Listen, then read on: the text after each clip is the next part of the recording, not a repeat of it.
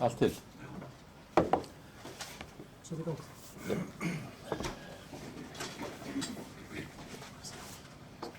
Góðan daginn. Ég býð ykkur velkomin til 659. fundar bæjarstjórnar og segi fund settan.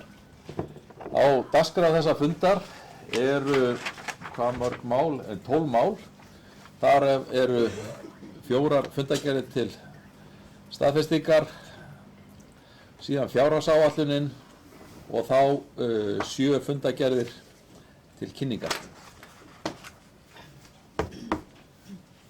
Í ljósi þess að fjárhagsáætlunin, hún getur umræðum hana og kynning tekur einhvern smá tíma,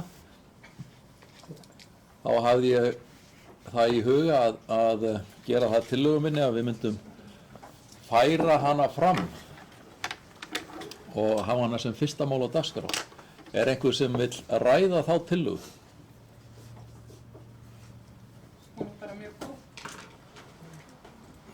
Ef enginn óskar þess að taka til máls, þá ber ég hann upp. Þeir sem samþykja það að 5. mál á dagskrá verði 1. mál á dagskrá, gjörðu svo ekki að merki. Það er samþykkt með 9 atkvæðum. Þannig að við byrjum þá á þessari ágætu kynningu á fjárhagsáætlunni og Aldís gjörðu svo vel.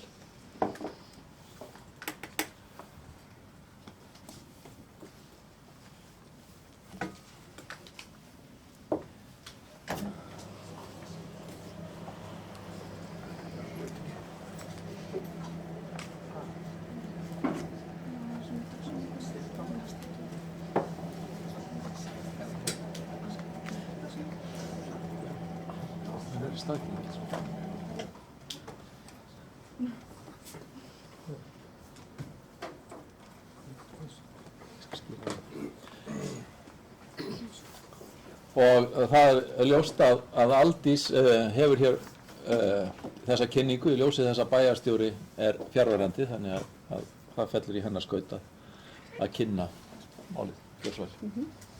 Takk fyrir. Mér hefur svo heiður að kynna fjárhagsáætlun fyrir árin 2016 til 2019 í fjarveru bæjarstjóra og henni var sem sagt vísað til fyrri umræðu úr bæjarráði síðastliðinn fimmtudag.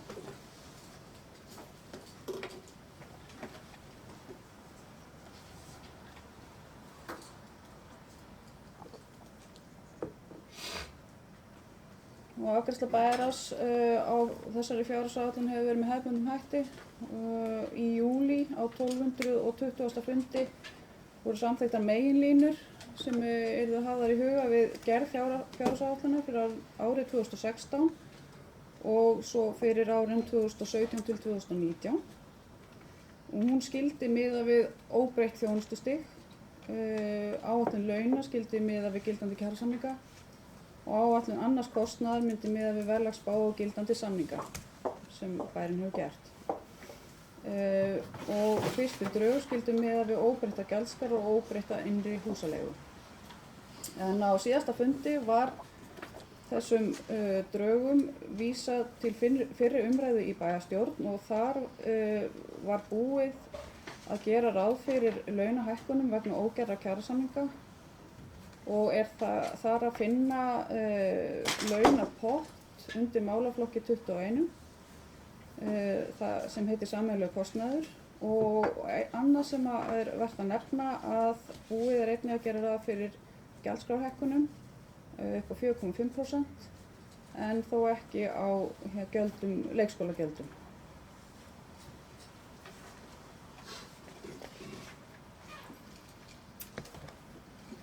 Og tillaga afgreiðslu fjárhagsáætlunar er sem hér segir að hún fer hér fram í dag fyrir umræða. Í næstu viku fer bæjarráð í heimsóknir stofnanir sem þau gera venjulega við þegar milli umræðna. Það verður 11. og 12. nóvember og bæjarfulltrúar hafa fengið senda þá dagskrá. Síðan verður upplýsingafundur, óhefðbundinn vinnufundur með framkvæmdastjórum sviða og deildarstjórum. 18. nóvember á næsta fundi bæjarstjórnar verður ákvörðun um útsvar og seinni umræða mun svo fara fram 2. desember. Þær forsendur sem hefur verið unnið með í þessari áætlun eru þessar. Sem sagt í tekjuáætlun að þá er gert ráð fyrir 12,3% hækkun á tekjuáætlun milli ára og það er talsvert mikil hækkun á milli ára og miðast það við þessar kjarasamninga sem hafa verið gerðir undanfarið og verið að gera og á eftir að gera. Og sem sagt þessi 8,9% hækkun á staðgreiðsluskyldum tekjum, sú tala er fengin frá sambandinu sem fær hana svo úr fjárlagafrumvarpinu. Þannig að sú tala sé skýrð. Við gerum ráð fyrir 3,4% fjölgun íbúa milli ára, samkvæmt íbúaspá sem við sýnum hér á eftir. Og auki vinnumagn samkvæmt því 1%. Framlög frá jöfnunarsjóði, það svona, þegar við kynntum áætlunina í bæjarráði þá vorum við ekki með neinar, þá voru nýkomnar í hús tölur frá jöfnunarsjóði og það á eftir að setja þær inn í áætlunina. Það verður gert núna á milli umræðna. Hlutirnir breytast hratt og til dæmis forsendu varðandi verðlag að þá í þessari áætlun sem við erum með og hefur verið birt að þá er miðað við þjóðhagsspá frá júní síðastliðnum og þar er gert ráð fyrir að vísitala neysluverðs hækki um 4,5% milli 2015-2016. Seðlabanki Íslands var að gefa út peningamál í dag og það verður þá skoða nánar þær forsendur sem eru í þeirri skýrslu milli umræðna hvort það þykir ástæða til þess að breyta spám verðlag. Og eins og ég sagði áðan þá er gert ráð fyrir hækkun á öllum gjaldskrám nema leikskóla. Launapotturinn er talsvert hár enda lausir samningar eða útrunnir samningar við alla starfsmenn bæjarins annaðhvort nú þegar eða á næsta ári. Og þar eru þá fráteknar þarna tæpar 429 milljónir og þær eru á málaflokki 21 sem er sameiginlegur kostnaður. Og annað sem ég ætlaði að nefna hér undir forsendum að þá er áætlað að gera ákveðnar breytingar á rekstrarfyrirkomulagi á fasteignafélaginu Lækjarhlíð ehf. Það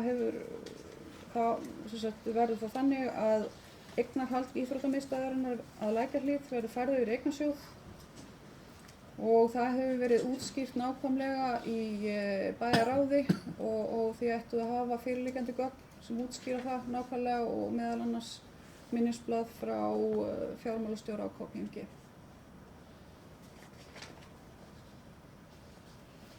Í 3 ára áætlun 2017-2019 við auðvitað gerum alltaf ráð fyrir því að 3 ára áætlun og hún gefur svona ákveðnar vísbendingar um framtíðina. Við erum ekki bundin af þeirri áætlun eins og áætlun fyrir næsta ár en við erum núna samt sem áður að vinna hana þannig að við miðum áfram við óbreytt þjónustustig frá árinu 2015. Við gerum ráð fyrir vexti í samræmi við íbúaspá og fjárfestingaráætlun og reiknum upp fjármagnsliði. Og þið sjáu þarna þessa spá íbúaþróun sem að stuðst er við. Og þá er hægt að fara betur yfir þær forsendur síðar ef ég hafi frekar spurningur það. Ég ætla að fara svo næst yfir rekstur á B-hluta. Og þá erum við með rekstrarreikning á B-hluta og hér sjáu þið að skatttekjur eru áætlaðar 5,5 milljarður. Framlög jöfnunarsjóðs 1.354 milljónir og aðrar tekjur um 1,9. Svo eru þarna gjöld, laun og launatengd gjöld, rúmlega 4 milljarðar, annar rekstrarkostnaður 3,5. Niðurstaða sem sagt án fjármagnsliða 835 milljónir. Þannig að gert ráð fyrir að rekstrarniðurstaða næsta árs verði 138 milljónir króna hagnaður. Hér í fyrsta skipti sem sagt verið að reikna inn forsendur verðlags inn í 3 ára áætlun. Þannig að við gerum ráð fyrir að það sé aðeins meira varið í þá áætlun núna en oft áður. Við erum að gera þetta í fyrsta skipti. Þannig að en þetta þó vil ég svona gera ákveðna fyrirvara við þá áætlun og svona segja aftur þetta bara vísbending sem koma skal. Rekstur sjóða í A-hluta. Ég skal nefna bara núna að ég þyli þetta upp, fer aðeins yfir kynninguna og svo gerum við ráð fyrir því að bæjarfulltrúar tjái sig og komi með spurningar og eftir til framkvæmdastjóra og fjármálastjóra. Höfum þetta þannig. Þannig að sem sagt, við förum aðeins yfir skatttekjur og framlög jöfnunarsjóðs. Þá erum við að gera ráð fyrir útsvarstekjur verðum 4,8 milljarðar. Fasteignaskattur 725 milljónir og lóðarleiga 105 milljónir. Eins og ég sagði áðan að þá eru bara að koma inn tölur varðandi framlög jöfnunarsjóðs þessa dagana og við munum vinna það betur milli umræðna. En hérna sjáum við sem sagt tölur þarna. Það sem ný áætlun jöfnunarsjóðs fyrir árið 2016. Þar sjáum við ákveðnar vísbendingar hvernig þetta lítur út. Það þarna 15 milljóna frávik á hluta en stóra talan eftir í rauninni. Og þarna erum við þá að gera ráð fyrir árið 2016 að framlög jöfnunarsjóðs verði 1,3 milljarðar og samtalsskatttekjur verði þá rúmir 7 milljarðar og aukist þá 11% á milli ára.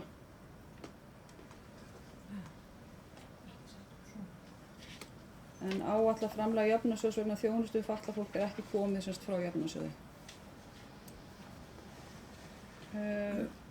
Áætlun fyrir aðalsjóð, þá erum við að gera ráð fyrir því að skatttekjur verði 5,6 milljarðar og eins og ég sagði áðan framlag jöfnunarsjóðs 1354 milljónir og aðrar tekjur 628 milljónir. Þannig að samtals verði þetta 8 milljarðar 635 milljónir og laun og launatengd gjöld helmingur teknanna og annar rekstrarkostnaður þá 4 milljarðar 325 milljónir. Og niðurstaða án fjármagnsliða verði 281 milljón. Rekstrarniðurstaðan þá 755 milljónir.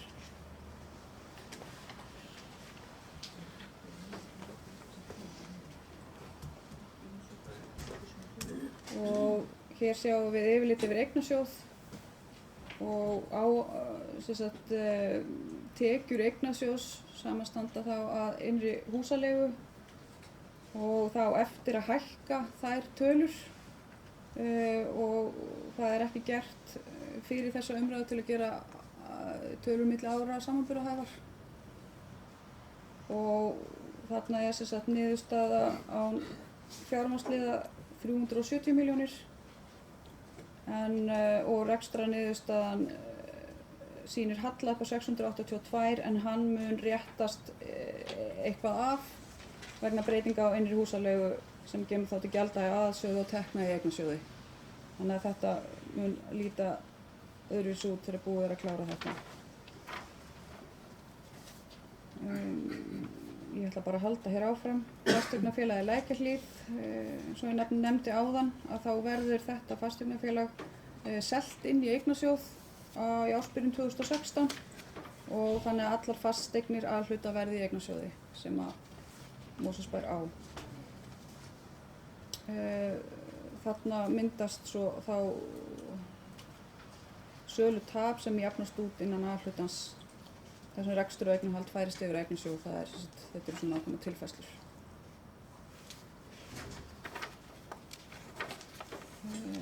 Þjónustustöðin, rekstur hennar tilheyrir A-hluta. Þar eru gert ráð fyrir tekjum upp á 77 milljónir og gjöldum upp á 103 milljónir og þá halla á þeim rekstri upp á 26 milljónir. Rekstur málaflokka. Þetta er svona tafla sem við stöldrum yfirleitt svolítið við og ég ætla svona að renna yfir það sem að svona er svona það helsta.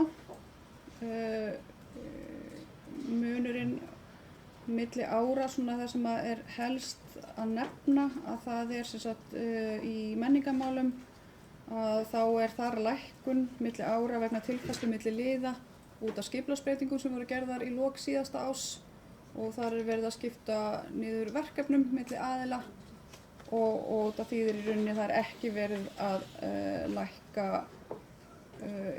framlög til menningarmála. Þau eru tiltölulega óbreytt á milli ára. Þetta snýr eingöngu að öðrum kostnaði sem hefur þá verið færður yfir á lið 06.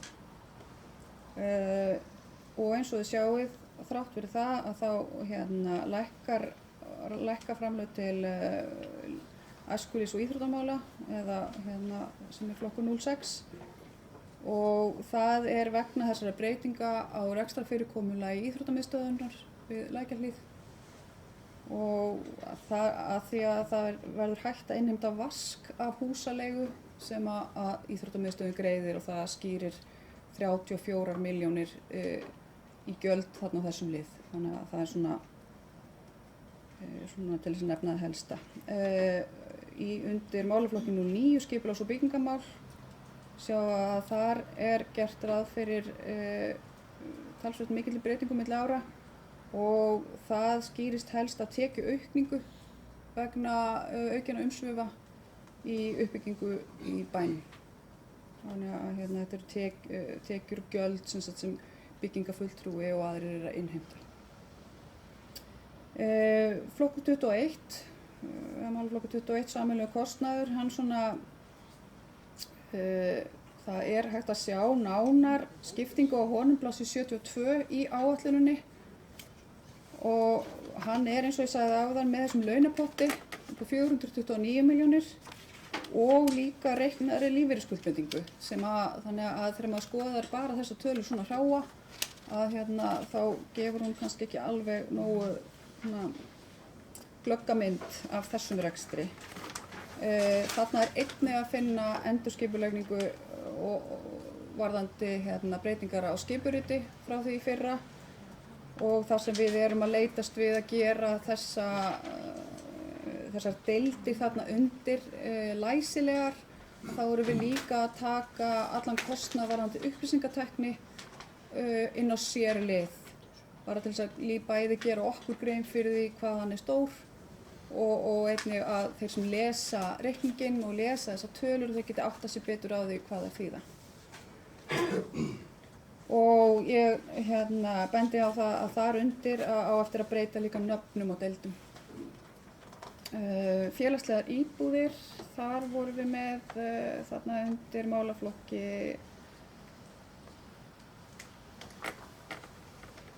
það er undir sem sagt í 31 undir eignarsjóði. Ekki félagslegar íbúðir, afsakið. Það er bara eignarsjóður almennt hækkar mjög mikið milli ára og það er bara verðlagshækkanir. Það er bara aukin verðbólga milli ára sem verður að gera ráð fyrir, sem skýrir það. Og þá kem ég að hækkun milli ára og rekstri félagslegra íbúða að það er það sama. Það er hækkun á áætlaðri verðbólgu milli ára og sem skýrir það að við erum með verðtryggðar skuldir og það er hækka og þannig að það kemur þannig til gjalda. Málaflokkur 63, hjúkrunarheimili Hamrar. Þetta sem sagt liður sem útskýrir í rauninni rekstur á því húsi. Við eigum húsið, leigjum það til ríkisins og þarna mun alltaf myndast eitthvað bókhaldislegt frávik. En eins og við munum þá breyttu við reikningsskila aðferðum við samþykkt ársreiknings 2014 og farið vel yfir hvernig það gert á þeim tíma. Og þarna kemur samtals ákveðin bókhaldsleg stærð þar sem á eftir að mínusa út millifærslur og innri liði, þannig að ég ekki að fara sjálfur sér yfir þá tölu. Þetta svona helstu breytingar á varðandi rekstur málaflokka.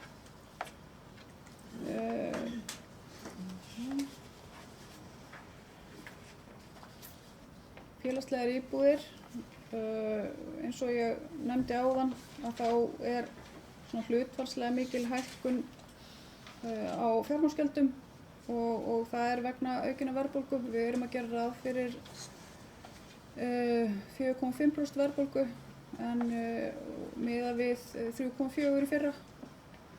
Þannig það munar bara því. Fráveitan, hún skilar hagnaði inn í rekstur sveitarfélagsins, það sama álagningarprósenta og þetta sem sagt tekjur 197 milljónir samanstanda fráveitugjaldi og hollustugjald og þar svo rekstrargjöld á móti og afskriftir og rekstrar niðurstaðan áætluð 39 milljónir í hagnað. Og hitaveitan, hér miðað við hækkun gjaldskrár 4,5% og tekjur þá áætlaðar 364 milljónir og þar áætlað að skila 47 milljónum í afgang. Má kannski nefna það að þó að það sé gert ráð fyrir hækkun gjaldskrár 4,5% að þá gerum við samt ráð fyrir því að gjöldin verði lægri en í nágrannasveitarfélögum. Og vatnsveitan, þetta sem sagt álagt vatnsgjald á alla fasteignir í Mosfellsbæ og miðað við að það gjald sé óbreytt á milli ára. Það innheimt sem sagt fast gjald á íbúðir en eftir mæli á fyrirtækjum. Og hér gert ráð fyrir tæpum 174 milljónum í tekjur og 135 milljónum í gjöld. Og þetta skili tæpum 39 milljónum í afgang. Hjúkrunarheimilið nefndi það áðan. Þetta sem sagt bókfærðartekjur upp á 22 milljónir og sem sagt þessi framsetning þá miðar við þær breytingar sem voru gerðar á reikningsskilum í ársreikningi árið 2014.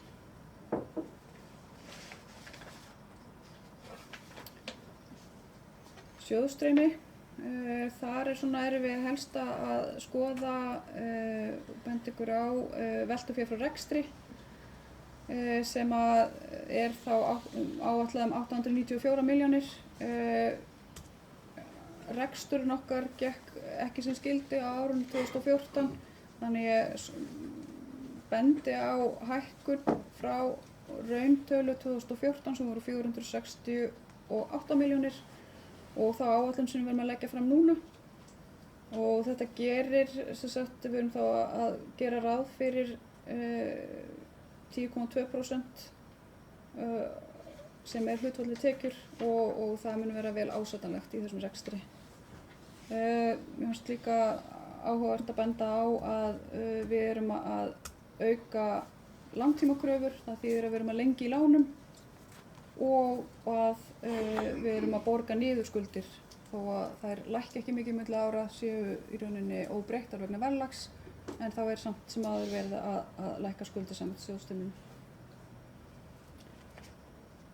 Og aðrar lykiltölurnar á blaðsíðu 6 í áætluninni. Ég bendi ykkur á það. Framlegðin út frá þessari áætlun gerði ráð fyrir að hún verði 13,5% og að aukast á milli ára og það talið líka vel ásættanlegt. og ég ætla að benda ykkur líka á skuldaviðmiðið sem að okkur ber að hafa innan við 150% samkvæmt sveitarstjórnarlögum, að það er áætlað 116% í lok árs 2016. Ég fer ekki sérstaklega yfir áætlaðan efnahag en hann er birtur í fjárhagsáætluninni sjálfri. Og þá á ég bara eftir að fara yfir áætlaða fjárfestingu í varanlegum rekstrarfjármunum. Og það ber að nefna hér fyrst fjárfestingu í skólum upp á 285 milljónir sem skiptist þá í endurbætur og viðhald á Varmáskóla, Hreistivelli við bæði Varmáskóla og Lágafellsskóla og kostnaður vegna útibúinu við Höfðaberg, 5. áfangi þeirrar framkvæmdar. Gert er það fyrir að verja 140 milljónum í undirbúning á nýjum skóla á Austursvæði, í Helgafelli og endurbætur í Brúalandi 30 milljónir. Íþróttahúsin, viðhald þar að Varmá, búningsklefar, þak og sundlaugakerfi í sundlaugina og einnig gert ráð fyrir framlagi varðandi íþróttahúsi á Lágafellum 49 milljónir. 7 milljónir í ævintýragarðinn og svo eru verkefni eins og mótomós, stikaðar gönguleiðir, golfvellir og skíðasvæði. Samtals upp á 175 milljónir. Það er gert ráð fyrir framlagi varðandi fjárfestingu í menningarhúsinu í Hlégarði upp á 10 milljónir, gatnagerð nettó 4 milljónir og tækjubúnað upp á 7 milljónir. Og samtals er því ekki verið að gera ráð fyrir fjárfestingum í A og B hluta upp á 613 milljónir árið 2016. Þetta er hér með lagt fram til fyrir umræðu í bæjarstjórn. Máli mínu nú. Takk fyrir. Þá getur við einhver viðbót eða nei. Þá Bryndís Haraldsdóttir beðið orðið, gjörðu svo vel. Já, forseti og kæru bæjarfulltrúar og aðrir góðir gestir, gaman að sjá fjölmenni hérna hjá okkur á bæjarstjórnarfundi. Mér langar nú að byrja á að þakka Aldísi kærlega fyrir þessa yfirferð og starfsmönnum bæjarins fyrir að hafa útbúið þessa fjárhagsáætlun fyrir okkur. Ég veit að það hefur verið mikil vinna hér hjá sviðsstjórum og öðrum þeim sem fara með fjárforræði hérna fyrir sveitarfélaginu að koma þessu heim og saman. En alveg eins og Aldís fór hérna yfir að þá ákváðum við það svo sem í júlí inn í bæjarráði að þá svona lögðum við ramman fyrir þessa fjárhagsáætlunargerð og fólum okkar embættismönnum að vinna áfram með þetta innan þess ramma og hún fór svo sem ágætlega yfir það. Það eina sem kannski hefur tekið einhverjum breytingum frá því sem að við sögðum þar var að þá töluðum við nú að halda auðvitað óbreyttu þjónustustigi og ég gerir ráð fyrir að það sé það sem að hér er en við vorum ekki svo sem að leggja til gjaldskráhækkanir. Við töluðum óbreyttar gjaldskrár en bæjarstjóri hefur upplýst okkur það inn í bæjarráði þegar verið eru að vinna að það sé í rauninni það sem verið að leggja fyrir þetta fram. Það er þessi 4,5% sem að gjaldskránar eru þá látnar hækka og það er þá bara í takt við þessa verðlagsþróun sem við erum að áætla. Fyrir utan þó leikskólagjöldin eins og tekið það fram. En ég sagði nú eitthvað á þá reið í bæjarráði að það er engin pólitík í þessari fjárhagsáætlun, þetta er bara útkoma og vinna hér starfsmanna sem hafa unnið eftir þeim ramma sem við settum þeim. Ég ger þá ráð fyrir því að við getum þá rætt það hvort að við viljum setja eitthvað svona pólitískar áherslur á þetta. Það er ástæða til þess að ræða það hvort að gjaldskrá leikskólana eigi ekki að hækkunum eins og aðra gjaldskrá.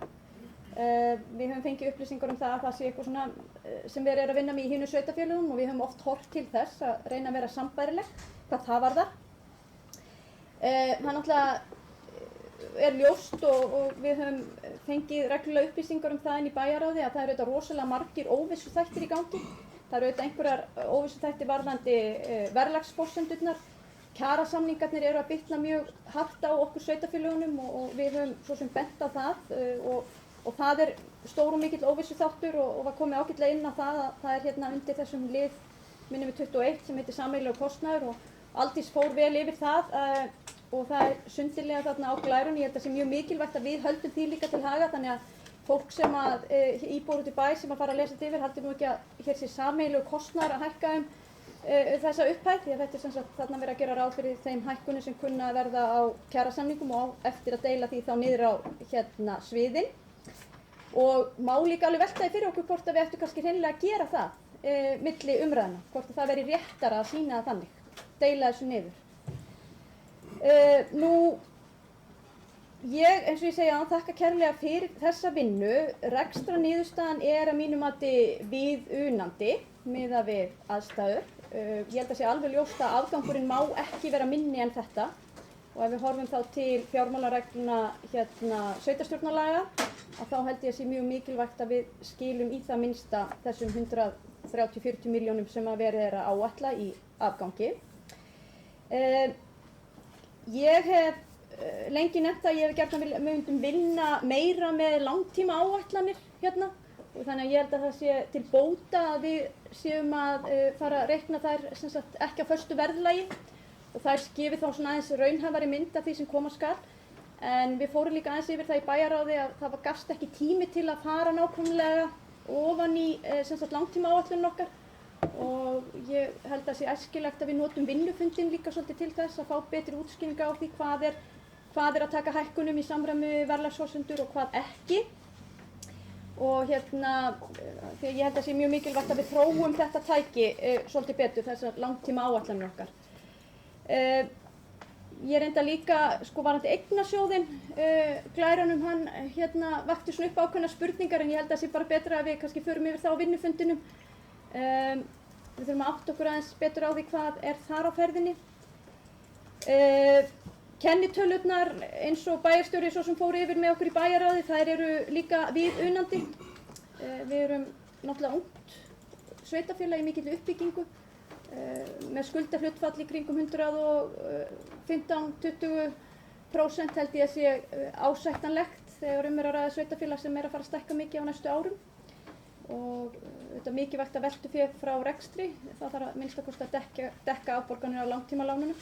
Þannig að ég segi bara fyrir mitt leyti takk kærlega fyrir þessa vinnu og það væri auðvitað óskandi að staðan væri betri og við getum svona farið í það að auka enn frekar við þjónustu og gera enn betur við íbúa bæjarins en ég held að við séum engu að síður hér að veita mjög góða þjónustu og þá með hagkvæmum hætti og ég held að við þurfum að forðast það á milli umræðna að það verði einhverjar þær breytingar á þessari fjárhagsáætlun sem feli það í sér að afgangurinn verði eitthvað minni en áætlað hér.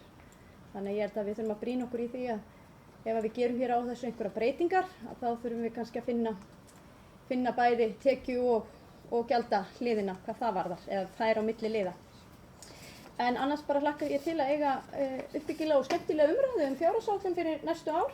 Bæði hér á þessu fundi og svo auðvitað vinnufundinum og ekki síður á þegar við afgreiðum hana endanlega. Því þetta er auðvitað stærsta máli okkar hérna. Þetta rammar inn alla þá vinnu sem er framöndan á næsta ári. Takk fyrir mig. Anna Sigríður Björnsson.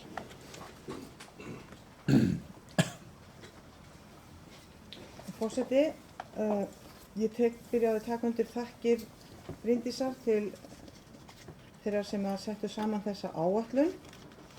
Og ég gæti náttúrulega byrjað á því að setja mig í stellingar. Ég gæti nota fordæmi frá Reykjavík, fordæmi sjálfstæðismanna úr höfuðborginni og komið hér upp og við erum með popúlískar yfirlýsingar. En ég held að við vitum að vandinn sem öll sveitarfélög standa frammi fyrir og líka Reykjavík er töluverður. Að stórum hluta vegna launasamninga sem hafa verið gerður og eru væntanlegir meðal annars. Þannig að þar sem að ég er ekki alveg þannig stend eða innréttu þá ætla ég ekki að byrja á því. Heldur að segja að mín upplifun af þessari fjárhagsáætlun hún er kannski svona eins og þetta sé svona varnarleikur. Það er varnarleikur í gangi. Uppleggið er að hafa þjónustuna, að skerða ekki þjónustu en að reyna að halda henni í horfinu og það er gott. til þess að sjá það nákvæmlega þá eiginlega þurfum við betri upplýsingu og betri umræður. Ég held og ég tek undir með bæjarfulltrúa Bryndísi að það er kannski betra á þessum upplýsingafundi sem við höldum þar sem við getum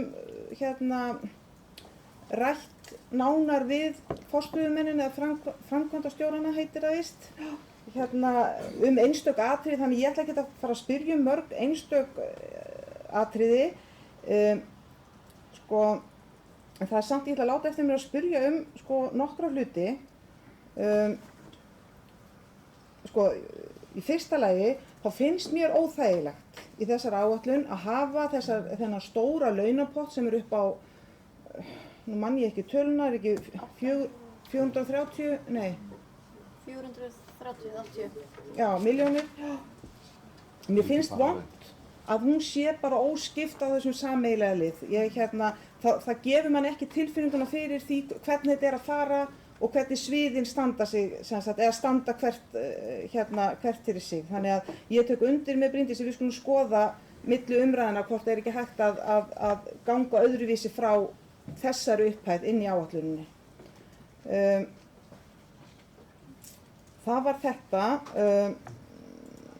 Svo er það með tekjurnar. Samkvæmt þessari áætlun þá á hún að skila 138 milljóna hagnaði.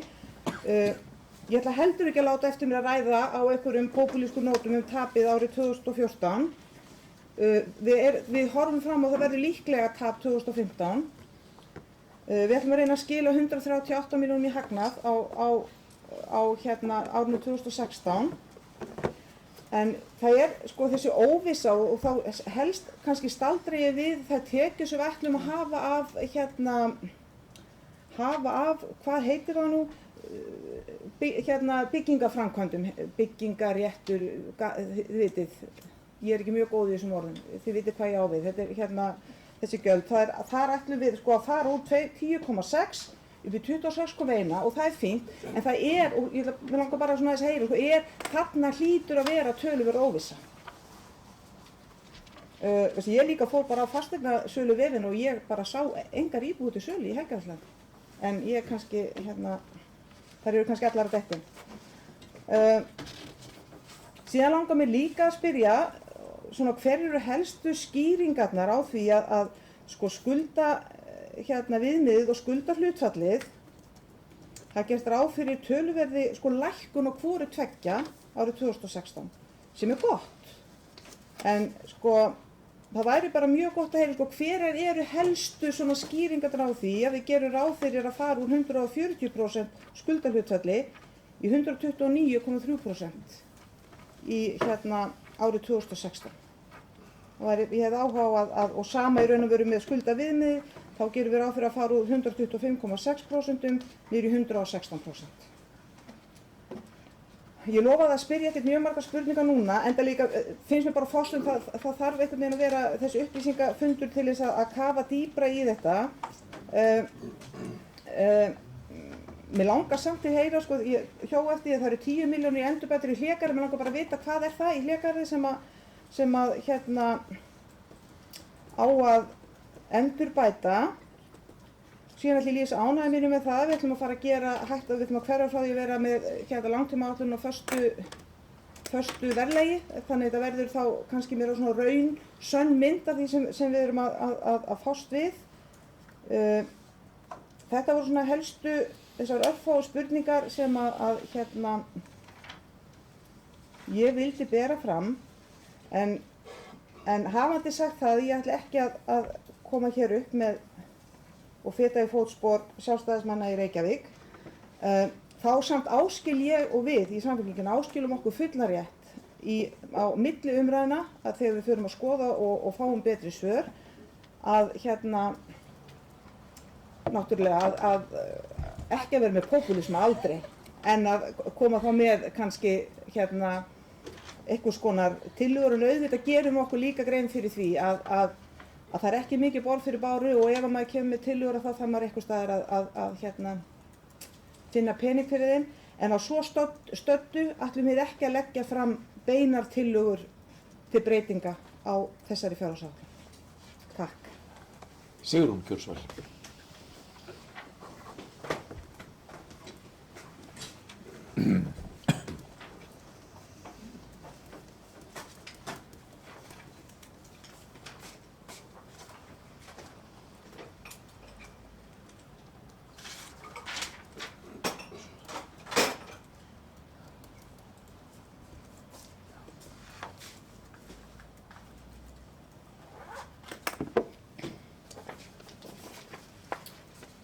Já, ágæti forseti og bæjarfulltrúar og aðrir fundargestir.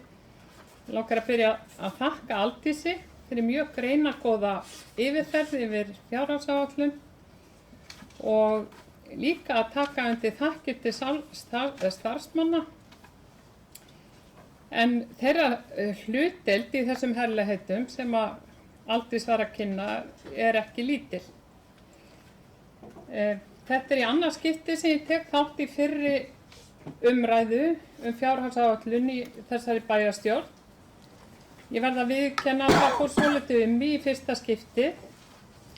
Mér fannst ég ekki hafa næga yfirsýn og ákvað að bíða með allan tillöguflutning þar til bæjarráð væri búið að fara yfir helstu þætti í starfsemi sviða og stofnana með stjórnendum og starfsmönnum sveitarfélagsins. Sá háttur að heimsækja þessar stofnanir bæjarins til fyrirmyndar og reyndist koma miklu gagni fyrir mig sem bæjarfulltrúa. Við erum nú að hefja fyrri umræðu fjárhagsáætlun og illu heilli eigum við þessar heimsóknir eftir. Reynslunni ríkari frá því í fyrra tel ég að heppilegra væri að hefja ekki umræðuna fyrr að loknum þessum heimsóknum. Fyrir hönd íbúahreyfingarinnar langar mig því að leggja til að hér eftir eigi bæjarráð þetta samtal við stjórnendur og stofnanir bæjarins og starfsmenn bæjarins áður en gengið til fyrstu umræðu. Það væri mjög gagnlegt að nefndirnar fengju fjárhagsáætlunina til umsagnar. Það væri líka mjög gagnlegt að nefndirnar fengju fjárhagsáætlanir til umsagnar áður en fyrri umræða fer fram, en ekki eftir að búið að mestu að ljúka áætlunargerð eins og nú er.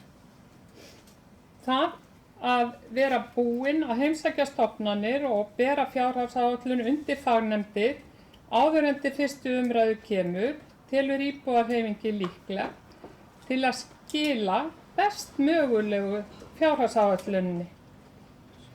Íbúahreyfingin telur líka að bæjarstjórn þurfi að tileinka sér þau vinnubrögð að byggja ekki umræðu fjárhagsáætlun á áætlunum einum, heldur fái bæjarráð og bæjarstjórn í hendur rauntölur ásamt áætlunum fyrir komandi ár. Til að meta árangur þarf við fyrstu umræðu að liggja fyrir að hve miklu leyti fjárhagsáætlun hefur gengið eftir. Það væri líka mikill akkur í því að fá fyrirfram starfsáætlanir ásamt tölulegum forsendum fjárhagsáætlunar frá formönnum nefnda og framkvæmdastjórum sviða fyrirfram. Greinargerðir frá sviðunum þurfa líka að vera klárar. Öðruvísi ekki raunhæft að hefja þessa fyrstu umræðu. Íbúahreyfingin hefur lengi látið sér dreyma að íbúar fái meiri aðkomu að gerð fjárhagsáætlunar.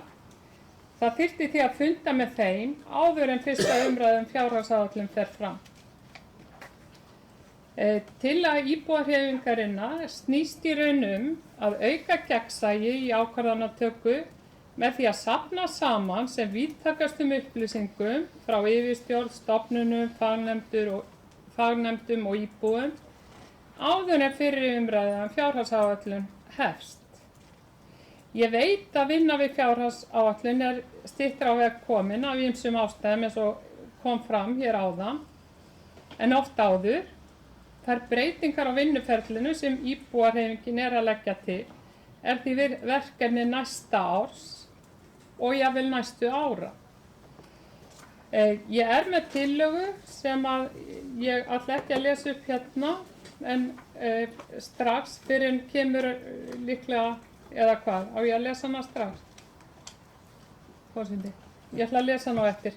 Ég ætla bara að halda áfram, sem sagt, samkvæmt fjárhagsáætlun ársins Mosfellsbær mjög þröngur stakkur búinn, rekstrarniðurstaða stefnir í eftir því sem að mér skildist á fundi bæjarráðs daginn að hún yrði neikvæð, að þetta væri hæpið að hún yrði jákvæð. Er það ekki rétt?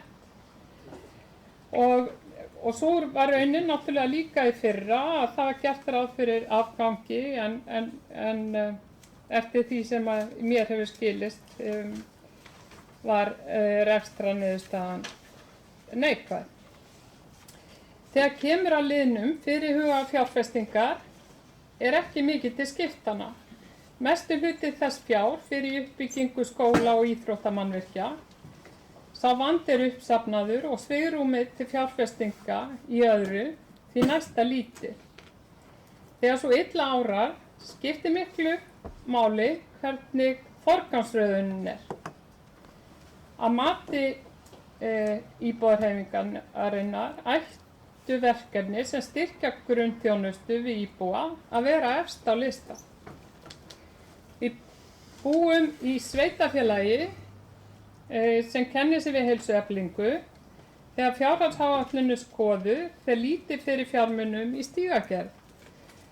Fátt er þá meira heilsueflandi fyrir hinn almenna íbúa en hreyfing og því mikilvægt að þeir hafi gott aðgengi að stígum og að þeim sé vel við haldið í hverfinu þeirra. Í Mosfellsbæ eru ýmis brýn verkefni sem lengi hafa setið á hakanum. Árum saman hefur göngustígurinn meðfram Varmá verið í niðurníðslu. Stígurinn þarfnast varanlegra viðgerða og svo fleiri verkefni sem snerta almenna umheyrðu opinna svæða í sveitarfélaginu. Svo sem að hefta útbreiðslu lúpín og skógarkerfi sem liður í sjálfbæri þróun vistkerfisins. Ég sé ekki að í þessari fjárhagsáætlun sé gert ráð fyrir neinum peningum í þessi verkefni sem þó þjóna miklum almannahagsmunum og lengi hafa verið til umræðu í hinum ýmsu nefndum og ráðum sveitarfélagsins. Það verður ekki betur séð en að þeim litlu peningum sem til skiptan eru sé ráðstafað í gæluverkefni og ber þar hæst golfið og ævintýragarð neðan Vesturlandsvegar. Þessi verkefni eru tekin fram yfir gangfæra göngustíga og til dæmis skátaheimili. Skátarnir eru gamalgróið félag hér í Mosfellsbæ sem rekið á ársgrundvelli. Félagið vinnur ómetanlegt starf. En skátarnir hafa lengi verið á hrakhálum með húsnæði og því væri nær að taka byggingu skátaheimilis fram yfir golfhöll. Fá ungmenni stunda golf í Mosfellsbæ á Ásgrundvelli. Stór hluti félaganna í klúbbnum utanbæjar fólk og fjárráða karlmenn. Skátaheimili ætti því að vera mun framar í goggunarröðinni. Ég minntist á ævintýragarðinn líka. Hann verður góðan við þetta eflaust mjög fallegur og þarfur. Það hins vegar ekki brýn þörf sem ræður þeim fjárútlátum núna og því telur íbúðarhreyfingin að hér sé ekki forgangsverkefni að ræða, heldur miklu frekar að verið sé að streða við að láta kosningaloforð Vinstri grænna ganga eftir, sama hvernig árar. Þegar farið yfir fjárhagsáætlun sést að gert ráð fyrir styrkveitingu hér og hvar í stjórnkerfinu. Þegar samansafnast geta þetta orðið álitlegar fjárhæðir. Það er skoð íbúðarhreyfingarinnar að setja þurfi styrkveitingar undir eitt lið og búa þeim umgjörð sem tryggir öllum jafnan aðgang að styrktarfé. Algjört gegnsæi þarf að ríkja hverja einustu styrkveitingu og ættu þær allar að fara í gegnum nefndirnar og upplýsingar þær vera birtar með skýrum hætti á vefsíðu bæjarins. Í sumum tilvikum vísir að umgjörð styrkveitingar en það alls ekki alltaf. Eins og staðan í dag ekki nógu vel að þessu staðið og telur íbúðarhreyfingin brýnt að bæta úr þessu í tengslum við þessa fjárhagsáætlunargerð. Það hefur líka vakið athygli íbúðarhreyfingarinnar að styrktarfé sviðanna mismunandi eftir málaflokkum. Þess ber að geta að hér ekki átt við þá lögbundnu þjónustu sem sveitarfélög veita, svo sem félagsþjónustu, heldur styrki sem veittir eru til samfélagsverkefna og koma sveitafélaginu, samtökum í almannaþjónustu, íbúum og fyrirtækjum til góða. Þegar fjárhagsáætlun er skoðuð þarf fjölskyldusvið til dæmis einungis 300.000 krónur til ráðstöfunar á meðan þróunar- og ferðamálanefnd eða íþrótt- og tómstundanefnd hafa mun meira fé úr að spila. Til fjölskyldusviðs leita meðal annars hjálparsamtök sem vinna í þágu almannaheilla og hlúa að fólki í neyð. Það eru samtök eins og Kvennaathvarfið sem þjóna konum og börnum sem þurfa að flýja heimili sín vegna ofbeldis. Til skamms tíma styrkti Mosfellsbær Kvennaathvarfið einungis 50.000 krónur á ári. Sú upphæð var þó hækkuð upp í 100.000 krónur á þessu ári og hækkaði framlag Mosfellsbæjar til samtakanna því úr 5,5 krónu í 11 krónur á íbúa. Á sama tíma greiði Reykjavík 91 krónu á íbúa til Kvennaathvarfsins. Kópavogur 28 krónur, Garðabær 26 krónur, Hafnarfjörður 26 krónur og svo framvegis. Eitt ríkasta sveitafélag landsins reyndar Seltjarnarnes er þó svipuð rólu og Mosfellsbær. Konur og börn og Mosfellsbær hafa samt valið langdvölum í Kvennaathvarfinu. Nú þegar Mosfellsbær hefur hafið samstarf við lögreglustjórann á höfuðborgarsvæðinu aðgerðir gegn heimilisofbeldi, gefst gott tækifæri til að hækka styrkinn til að standa jafnfætis þeim sveitafélögum sem hér hefur verið talið upp. Er hæfilegt að Mosfellsbær greiði krónu 240.000 árlega til athvarfsins og er það hér með lagt til. Í það heila telur íbúahreyfingin að auka þurfi upp að styrktarfjár fjölskyldusviðs til muna eins og við lögðum til í fjölskyldunefnd fyrr á árinu og var vísað til fjárhagsáætlunar.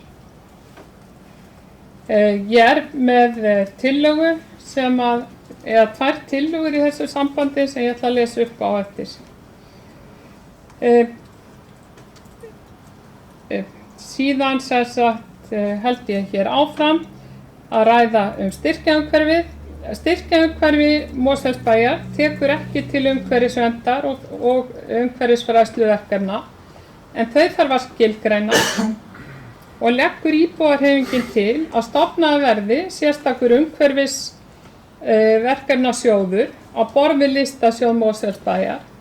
Verkefni eins og skógrækt, uppgræðsla lands, hefting ágengra tegunda, endurheimt lífríkis og umhverfisfræðsla ættu skjól í þessum sjóði og er íbúahreyfingin hér með tillögu stofnun umhverfisverkefnasjóðs. Eitt af því sem ég varð áskynja við skoðun fjárhagsáætlunar var hár launakostnaður á skrifstofu bæjarins og einstöku sviðum. Íbúahreyfingin hefur óskað eftir upplýsingum frá bæjarstjóra fjölda stöðugilda og sundurliðun á launum eftir launabilum, svo sem laun undir 400.000, laun á bilinu 400 til 600.000 og þar fram eftir göttunum. Það skal tekið fram að það er ekki verið óskað eftir persónugreinanlegum upplýsingum. Ég hef ekki fengið svar frá bæjarstjóra Haraldi Sverrissyni enda einungis 2 dagar síðan ég sendi fyrirspurnina. Ég hef því litlar forsendur til þess að tjá mig þessi mál. En þetta hef ég allavega að segja. Samkvæmt upplýsingum á vef Hagstofunnar eru yfirstjórnendur og starfsmenn sveitafélaga á Íslandi lægst launaða starfsfólkið á vinnumarkaði. Það er hins vegar almenn sanngirniskrafa að jafnræðis sé gætt og að laun æðstu stjórnenda séu í takt við laun annarra starfsmanna. Verði sú niðurstaða að mikils ójafnræðis gæti í launakjörum yfirstjórnenda og annarra starfsmanna hjá Mosfellsbæ, telur íbúahreyfingin brýnt að málið verði skoðað á milli 1. og 2. umræðu fjárhagsáætlun Mosfellsbæjar 2016 til 2019. Mosfellsbær er stór vinnustaður og sem verður að sjá til þess að öllum starfsmönnum líði vel og gæta þess líka að engin starfsmaður þurfi að lifa við hungurmörk. Nú eru kjarasamningar framundan og vonast íbúðarhreyfingin til þess að Mosfellsbær leggi sitt á vogarskálarnar til að leiðrétta þeirra kjör. Ég ætla ekki að hafa þetta lengri í bili. Ég vonast eftir efnislegri og góðri umræðu þessa tillögu sem ég hef hér borið upp eða er í þann veginn að bera upp og læt þetta nægja í bili. Ég hlakka til heimsóknanna framundan og vona að allir leggist á eitt við að gera fjárhagsáætlun 2016-19 vel úr garði. Ég er hér með nokkra tillögur. Það er spurning hvort ég á að leggja. Hvað eru þær margar? Það er sem sagt 1, 2, 3, 4 tillögur. Ég á vona því að ég fái tillögu að þessu verði vísað til seinni umræðu. Við viljum heyra þér hér. Já, en hún er búin að lesa þær allar upp. Nei, ég er ekki Ekki búin að lesa þær upp? Nei. Nei, þá er kannski rétt að Það gera er grein fyrsta fyrir það. tillaga. Ég ætla að gera grein fyrir tillögum íbúðarhreyfingarinnar. Hér tillaga M-lista íbúðarhreyfingarinnar gagnaöflun í aðdraganda fyrri umræðu fjárhagsáætlunar. Bæjarfulltrúi og íbúðarhreyfingarinnar gera að tillögu sinni að bæjarráð breyti vinnulagi við gerð fjárhagsáætlunar á þann veg að ráðið fundi með framkvæmdastjórum sviða og yfirmönnum stofnana áður en til fyrri umræðu kemur í bæjarstjórn. Einnig óski bæjarráð eftir umsóknum frá fagnefndum og fundi með íbúum í aðdraganda fyrri umræðu. Tilgangur tillögunnar er að gera umræðurnar markvissari og fjárhagsáætlunargerðina betri. Sú hefð hefur ekki skapast í Mosfellsbæ að framkvæmdastjórar skili, eftir því sem ég best veit, bæjarráði starfsáætlanir í aðdraganda fjárhagsáætlunargerða. Íbúðarhreyfingin telur þó að innihaldsríkari umræðu og meira telur það þó stuðla að innihaldsríkari umræðu og meira gagnsæi og leggur til að bæjarráð beiti sér fyrir því. Þetta var sem sagt fyrsta tillagan, síðan er önnur tillaga íbúðarhreyfingarinnar framlag Mosfellsbæjar til Kvennaathvarfsins. Bæjarfulltrúi íbúðarhreyfingarinnar leggur til að framlag Mosfellsbæjar til Kvennaathvarfsins verði krónu 243.000 á fjárhagsárinu 2016. Tilefni er að efla aðgerðir gegn heimilisofbeldi sem jafnframt er liður í samstarfsverkefni sveitarfélaga á höfuðborgarsvæðinu við lögreglustjóraembættið og hrundið var af stað í upphafi árs. Þriðja tillagan hljómar svo. Bæjarfulltrúi íbúðarhreyfingarinnar leggur til að svigrúm fjölskyldusviðs og fjölskyldunefndar verði tvöfaldað á þessu ári til, það vantar nú eitthvað í þetta, til styrkveitinga verði tvöfaldað á þessu ári og síðan stiga stigi næstu ár. Tilgangurinn er að styðja við baki á hjálparsamtökum en svo staðið upp í íslensku samfélagi að slík samtök sinna mikilvægri grunnþjónustu í þágu almannaheilla sem engin önnur stofnun hjá ríki og sveitarfélögum sér um. Og fjórða tillagan hljóðar svo. Bæjarfulltrúi íbúðarhreyfingarinnar gera að tillögu sinni að stofnað verði umhverfisverkefnasjóður á borð við listasjóð Mosfellsbæjar, verkefni eins og skógrækt, uppgræðsla, landshefting ágengra tegunda, endurheimt lífríkis og umhverfisfræðsla ættu skjóli í þeim sjóði. Get ég fengið þessar tillögur eða sendir það liggja hér fyrir 4 tillögur. Ég mun gera tillögur afgreiðslu þeirra hér á eftir það var líka spurt nokkurra spurninga hér áðan og ég held sér rétt kannski að fá hvort það hægt að fá svör við þeim. Vildu fá að gera hlé? Það óskað eftir að það sé gert fundarhlé og það veitt. Við hefjum þá fund að 9 og Aldís, gjör svo vel.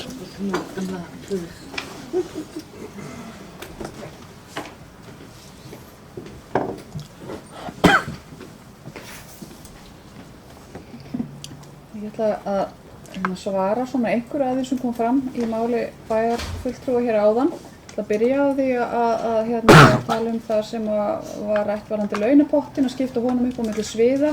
Það kom í rauninni einmitt strax upp eftir bæjarráðið daginn og það verður klárlega skoðað milli umræðna hvort það sé ekki hægt að setja þetta fram á læsilegan hátt sem skiptir svo miklu máli að fjárhagsáætlun sé vel læsileg og gefi sem gleggsta mynd af rekstri Mosfellsbæjar. Það er það sem skiptir öllu máli og það sem okkur hefur þótt líka skiptir svo miklu máli einmitt að íbúar geti lesið sig í gegnum fjárhagsáætlun sem er svo mikilvægt gagn og skilið svona cirka út á hvað hún gengur. Þannig að auðvitað skoðum við það.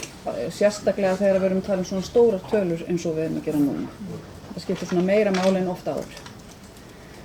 Og varðandi fyrirspurn frá bæjarfulltrúa Önnu Sigríði varðandi málaflokk 9 þá er það þannig varðandi þetta eru útskýrist aðalega tekjum byggingafulltrúa og þjónusta byggingafulltrúa hefst náttúrulega löngu áður en að íbúðir fara almennt í sölu og hún er útseld samkvæmt gjaldskrá sem er aðgengileg og inniheldur meðal annars fermetragjald, eftirlitsgjöld og fleira. Og fyrir árið 2015 var gert ráð fyrir 17 milljónum í tekjum af þessum liðum. Rauntölurnar hins vegar eru þær að það eru komnar inn tekjur upp á 29 milljónir þar sem af er ári. Þannig að við vanmátum þær tekjur verulega. Og þetta hefur bara í rauninni fór af stað uppbygging með meiri hraða en gert var ráð fyrir og þetta eru svona nú svolítið ánægjulegur afrakstur af því. Við erum þá áætla núna að tekjur þessa árs verði 32 milljónir og þar af leiðandi eru þá að gera ráð fyrir að tekja áætlun fyrir árið 2016 fara upp í 36. Þannig að það munar tækt miklu þarna á milli ára og skýrist aðalega af þessu. Varðandi skuldahlutfall og skuldaviðmið þá er það aðalega útskýrt á afar einfaldan hátt að þá eru skuldirnar ekki að aukast, þær eru nánast að standa í stað, tekjurnar að hækka. Og það skýrir lækkunina bæði á skuldaviðmiðinu og skuldahlutfallinu. Þannig að bara og varðandi fyrirspurn endurbætur á hlégarði og fjármagn í það að þá er í rauninni þetta bara samkvæmt áætlun endurbætur á húsunum sem hafa staðið yfir núna í nokkur ár. Við erum komin vel á veg, við erum ekki búin og það er mjög mikilvægt að gæta þess að endurbætur á þessu sögulega og fallega húsi haldi áfram. Og þetta er okkar menningarhús og við erum langt frá því búin þar í rauninni. Það þarf bæði að halda áfram að fjarlægja skemmdir eftir raka til margra ára og einnig að uppfæra húsið svona fyrir nútímalega notkun á því. Eitt enn sem ég ætla að nefna varðandi fyrirspurnir frá bæjarfulltrúum það var ég ætla bara að árétta það að fyrirspurn frá bæjarfulltrúa Sigrúnu Pálsdóttur launakjör yfirstjórnar fór strax í vinnslu hjá launadeild þegar hún bast í hús og er þar enn og bara við þurfum að fá nokkra daga í að klára hana. Annað tókum við ekki niður. Takk fyrir þetta kærlega. Bryndís, gjör svo vel. Haraldsdóttir. fyrir forseti. Ég kom með ljós hérna eftir ræðu bæjarfulltrúa íbúahreyfingarinnar, Sigrúnar Pálsdóttur. Þar komu fram nokkrar tillögur sem ég gerir ráð fyrir að við fjallum hér á eftir eða vísum í einhvern farveg. En það var þó eitt sem að sló mig sérstaklega og það sneri að því þegar verið var að tala stíga og mikilvægi útivistar og hreyfingar fyrir íbúa og þar ég bæjarfulltrúa Sigrúnar Pálsdóttur hjartanlega sammála. Ég held að það sé mjög mikilvægt og við höfum gert mjög vel í þeim efnum hér í sveitarfélaginu Mosfellsbæ. Við höfum mjög marga kílómetra af stígum per hausatölu og erum hér með stíga gönguleiðir og stíga út okkar víðfeðma sveitarfélag. Ég get algjörlega verið sammála Sigrúnu það að það þurfi að bæta stíginn meðfram Varmóni og hann fór sérstaklega illa í síðustu flóðunum sem urðu hér og það þarf að skoða það máli sérstaklega. En ég vil þó benda bæjarfulltrúanum á að taka kannski örlítið lengri göngutúra og ganga út fyrir hverfi sitt og út af því hún nefndi nú sérstaklega ævintýragarðinn og var að vísa þar í einhvers konar gæluverkefni Vinstri grænna, þá vil ég vísa því algjörlega á bug.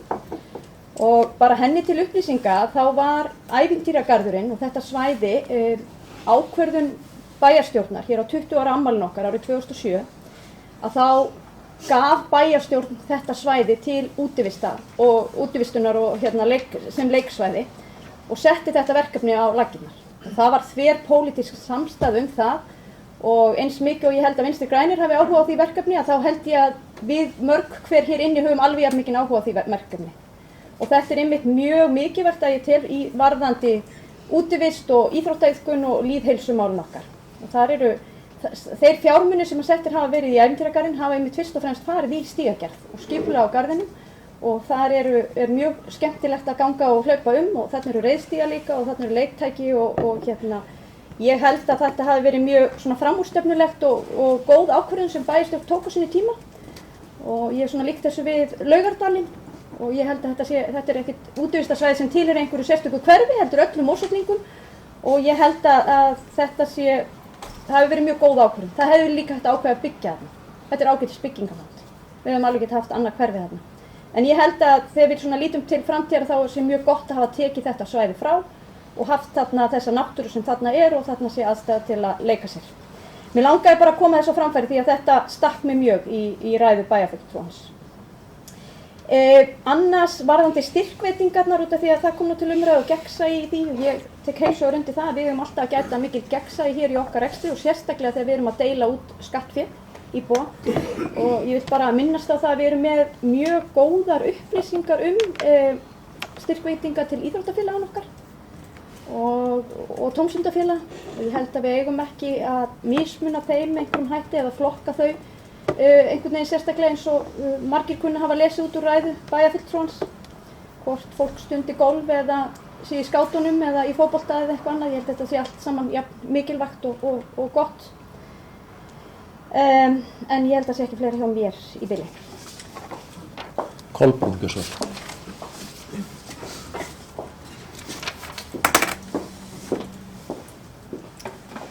Já, forseti, bæjarfulltrúar og framkvæmdastjórar, ég vil taka undir þakkir til ykkar líka varðandi þessa vinnu af fjárhagsáætlun fyrir árið 2016-19. Ég get nú örugglega sagt að þetta eru ekki auðvelt verkefni sem að bíða bæjarstjórna hér víða land af fjölda byggingakrana sem að núna spretta hér allt land mætti ætla að hér væri að eitthvert góðæristímabil að hefja sitt skeið á ný en ég held að sveitarfélögin sem slík séu ekki eftir að fá neitt skerf af því eins og staðan í dag. Kröfurnar eru orðnar enn meiri á sveitarfélögin heldur en þar voru. Það eru í ljósi þess að það hafa verið gerðir nýjir kjarasamningar sem er mjög gott en sem að gerir náttúrulega þessa tilteknu fjárhagsáætlunina gerð en þá erfiðari en margar aðrar. En það sem að kannski mig langar til að ræða akkurat núna er að varðandi sem formaður fjölskyldunefndar þá varandi tillögu bæjarfulltrúa Sigrúnar og ræðu hennar styrkjamál fjölskyldusviðs að þá náttúrulega tek ég alveg heils hugar undir það að þar má alltaf gera betur. Hún nefndi hér kvennaathvarfið sérstaklega.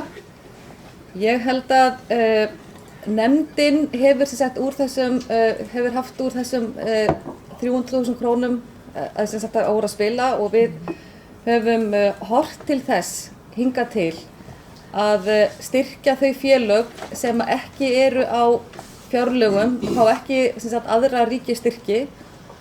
Þannig að við horfum til þeirra félaga sem eru kannski, eins og við höfum styrkt hingað til, við erum að nefna heimilis, eða það að segja forvarnaverkefni, hvað var þar fjölskyldurnar, konur og börn og annað slíkt, að þá höfum við styrkt félög eins og kvennaráðgjöfina, af því að við höfum frekar, eins og segja, hort til þess að styrkja félög sem ekki hafa sem sagt af stórum og háum styrkjum að ganga. Þannig að við höfum, það hefur verið almennt álit nefndarinnar og skoðun að við sem sagt lítum til þannig félaga. En auðvitað held ég að við séum öll sammála það að við ættum að geta gert betur og vonandi rennur upp svo tíð að við getum hort í þessa styrkja potta okkar og lagt meira í þá. En eins og staðan er í dag að þá held ég að við þurfum að gæta sérstakrar varúðar og varkárni hvað varðar allan rekstur og ég held að okkur sé að takast það með því að halda svona vel utan stjórnina eins og við gert í dag. En ég held að við bara ræðum þessa tillögu sérstaklega á eftir en þetta er allavega mitt innslag í þessa umræðu að það er að horfa til þessi styrkir sem fjölskyldusvið hefur veitt hefur verið á þessum nótum sem ég nefndi hér áðan. En annað hef ég ekki þetta að segja.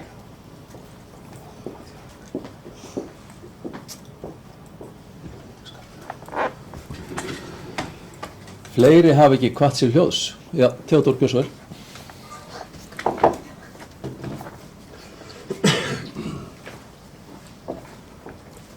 Forseti, bæjarfulltrúar, fyrir auðvitað þakka öllum þeim sem komu að gerða áætlunar og kynningunni ágætu sem var hér áðan.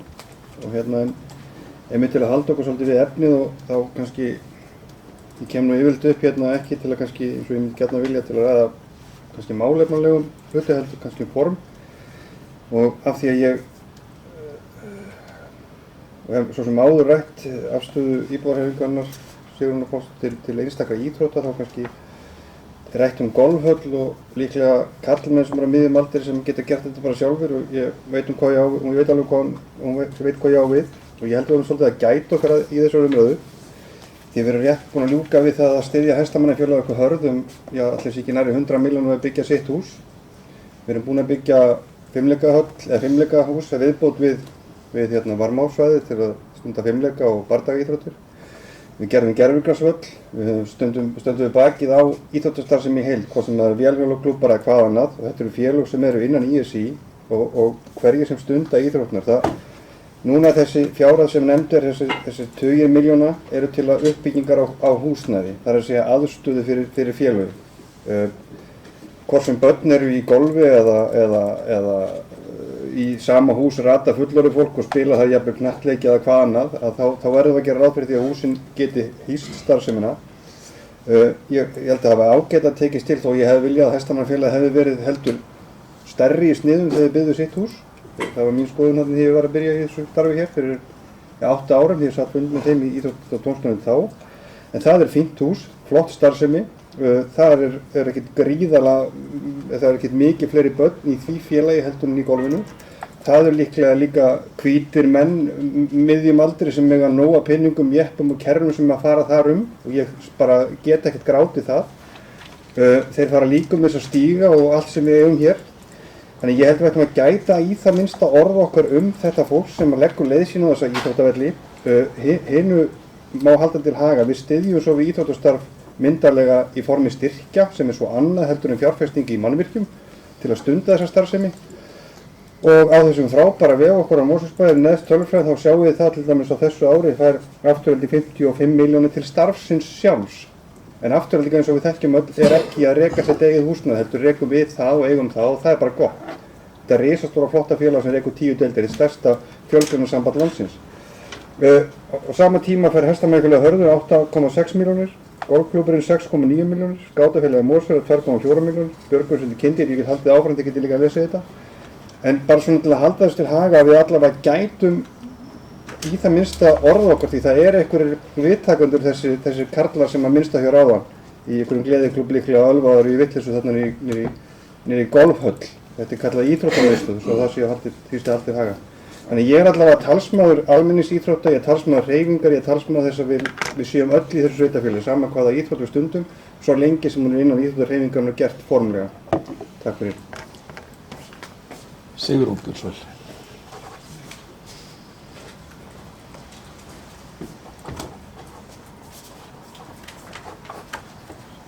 Já, ágæti forseti. Mér langar bara að árétta að íbúðarhreyfingin og ég höfum ekkert á móti golfi eða hestamennsku eða íþróttum yfir höfuð. Við erum mjög opin fyrir hvers slags íþróttum, en þegar illa árar og þröngt í búi, þá finnst mér samt að þurfi að forgangsraða í þágu almannahagsmuna og þar kemur náttúrulega svona mikilvægt barnastarf eins og skátarnir til dæmis hafa unnið á Íslandi áratugum saman.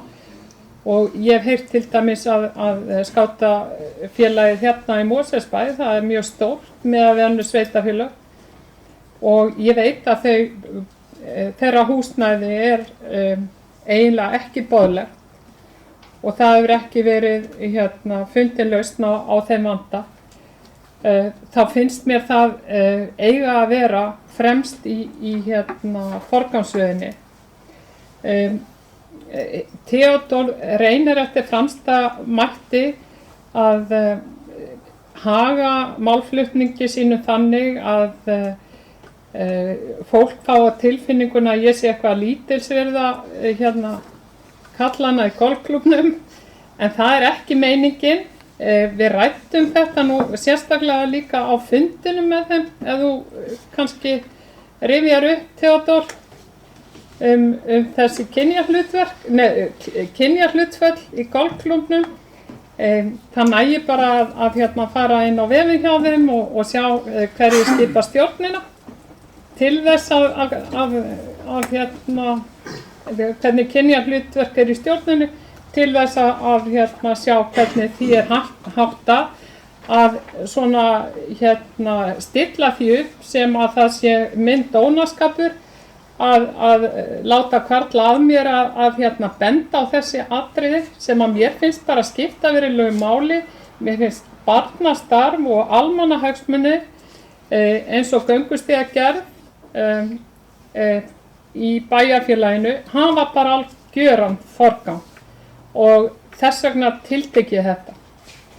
Af því að líka það blasir við og það í rauninni svona slær mann þegar maður les þessa einu blaðsíðu þar sem að gerð grein fyrir fyrirhuguðum fjárfestingum á árinu, hvað þessir þættir sem ég nefndi eiga þar stóran hlut. Fleiri sem óska eftir að taka til máls. Bryndís Guðsvöld Haraldsdóttir.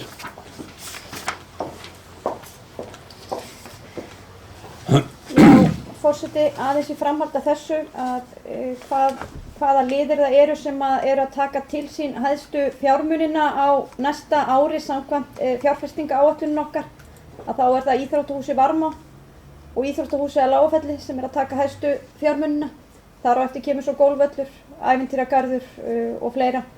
En ég ætla að taka undir með Sigrúnu að það alveg ljóst og ég held okkur sem hér sitjum inni alveg ljóst að það þarf að bæta aðstöðu skátanna og það hefur staðið til í svolítinn tíma. Það hefur nú líka strandað einhverju leyti á því að við þurfum að vera sammála það hvar best að byggja skátaheimili og það nú, við erum ekki alveg komin á sömu blaðsíðu, virðist vera þar, þannig ég held að sé brýnt að leysa úr því. En út af við rættum hérna ævintýragarðinn áðan að þá það samkvæmt skipulagi hans gert ráð fyrir að skátaheimili rísi þar sem við höfum kölluð gömlu gryfjónum, eða sem hluti ævintýragarðinum. Gömlu skólagryfjónum, já. Og í mínum huga það frábær staðsending og ég held að það verði til mikilla bóta fyrir skátana ef að skátaheimili verði byggt þar og ég held að sé líka til mikilla bóta fyrir ævintýragarðinn okkar. Mér langaði líka aðeins að koma inn á varðandi styrkveitingar. Út af því að Kolbrún kom aðeins inn á það áðan varðandi styrkveitingar sem að falla undir fjölskyldunefndina. Og ég get alveg tekið undir með henni það sem að hún segir þar og það væri auðvitað oft æskilegt að geta sett meiri fjármuni í alls konar góð málefni. En ég ætlaði bara að ítreka þá afstöðu mína að hinga koma oft inn beiðnir til okkar, bæði í bæjarráð sem við höfum afgreitt þar og við höfum verið að vísa yfir í fjölskyldunefnd, sem oft mjög góð málefni. En það ekki þar með sagt að við getum tekið ákvörðun að verja skattfé íbúa í þeim málefni. Þannig ég held við verðum að skilja þar á milli. Það mjög æskilegt að ef að að ræða verkefni sem eru með einhverjum hætti unnin í samstarfi við sveitarfélaginu eða þau að skila sveitarfélaginu eitthvað inn í þeirra samfélagslegu þjónustu að koma sem hluti af einhverju að spara í velferðarþjónustu eitthvað þess aftar, þá mjög æskilegt að geta styrkt með einhverjum hætti. En ég verð að viðurkenna að það líka ákveðin hætta í því fólkin í mínum huga. Við erum mjög oft að tala sjálfseignarstofnanir eða frjáls félagasamtök og það mjög mikilvægt að slík samtök og félög séu undir góðu eftirliti ef að þau að þiggja opinbera styrki. Og ég held að það sé svo hættulegt að þegar samtök sem eru kannski að vinna mjög gott verkefni að fá 50-100 áskallana hér og þar frá öllum sveitarfélögum, það enginn sem að telur sér raunverulega bera ábyrgð á rekstri þessara félagasamtaka eða hvernig þau eru endurskoða hana. Þannig að ég held að við eigum svolítið að hafa varan á þegar við ræðum þessi mál og það sé kannski að mörgu leyti heppilegra að gera einhvers konar þjónustusamninga eða eitthvað þess að það sem að við getum betur stýrt í hvaða sem að við erum þá að fá fyrir þessa fjármuni. Þó ég veit að það sé kannski ekki hægt í öllum þessum tilfellum og ég alls ekki að tilgreina einhver sérstök samtök en við þekkjum það öll hér að það hafa komið upp ýmis mál tengt sjálfseignarstofnunum og félagasamtökum þar sem að fjármálin hafa ekki verið í nógu góðum málum og þetta eru aðilar sem hafa oft verið að þiggja opinbera styrki. Þannig að við þurfum bara að vara okkur sérstaklega á þessu og bara ítreka því að segja áðan. Margir að gera rosalega góða hluti en það ekki þar við sagt að við getum hér ákveða að taka skattfé og setja í það en við getum á sjálfsögðu ákveða að nota okkur eigin fjármuni í það og einstaklingar geta gert það. Það bara horfir aðeins öðruvísi við þegar við erum komin hérna við þetta borð og erum að útdeila fé annarra. Takk. Sigrún Björnsson.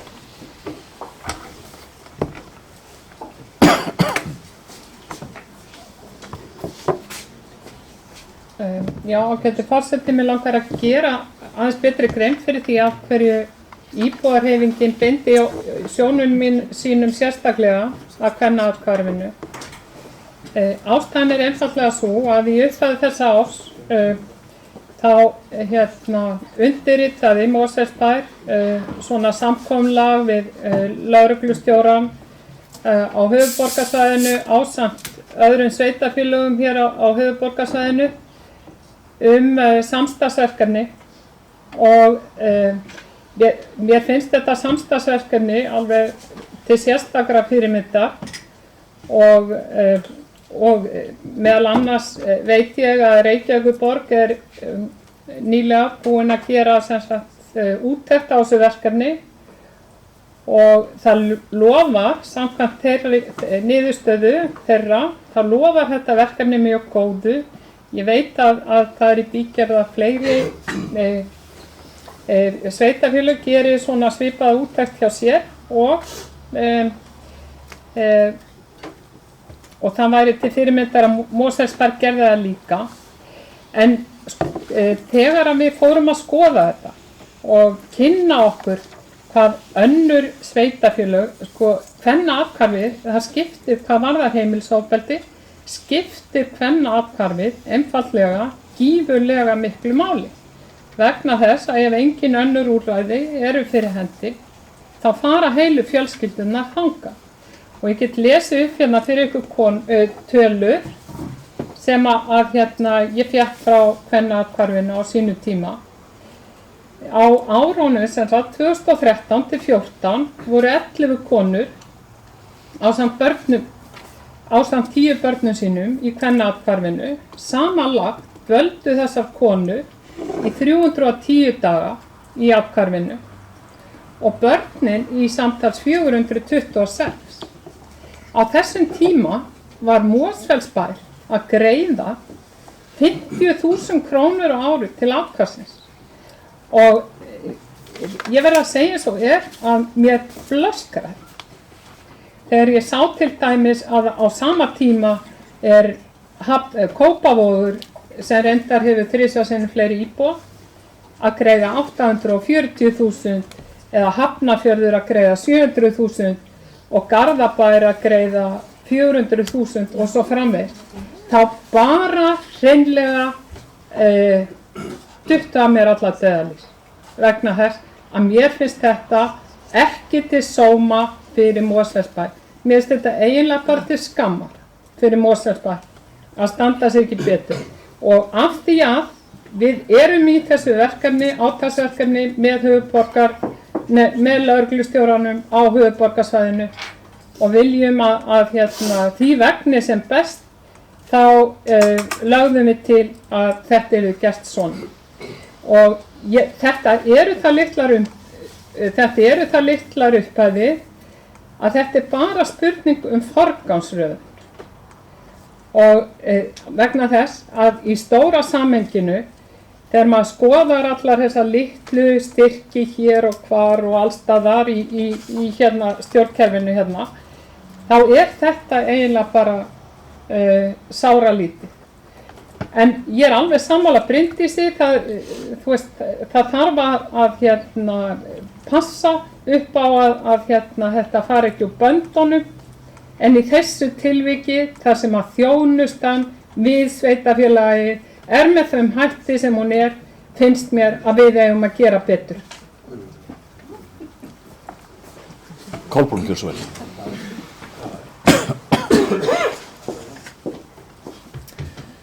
Já, takk forseti. Mér finnst að bara, ég fagna þessar umræðu sem við eigum hér málefni fjölskyldusviðs. Það svo sannarlega þess virði að varpa ljósi á þau málefni sem þar við að etja. En varðandi samningin sem gerður var við lögreglustjórn á höfuðborgarsvæðinu, þá það nú einmitt hugmyndafræðin á bakvið það verkefni. Hugmyndafræðin svo að það að taka á þeim heimilum þar sem að ofbeldi á sér stað og vandræði koma upp, þá það nú einmitt hugmyndafræðin svo að taka gerandan, ofbeldisaðilann af heimilinu og koma honum þangað sem hann á að vera. Heimilið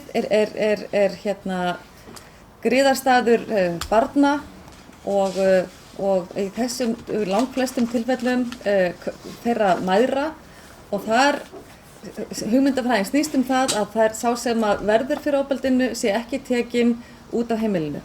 En ég ekki að gera lítið úr þeirri umræðu sem á sér stað hér Kvennaathvarfið. Það hefur verið unnið stórkostlegt starf þar og við getum sannarlega gert þar betur, en ég ætla ekkert að fara út í það hér hver staðan á Kvennaathvarfinu varðandi allan rekstur.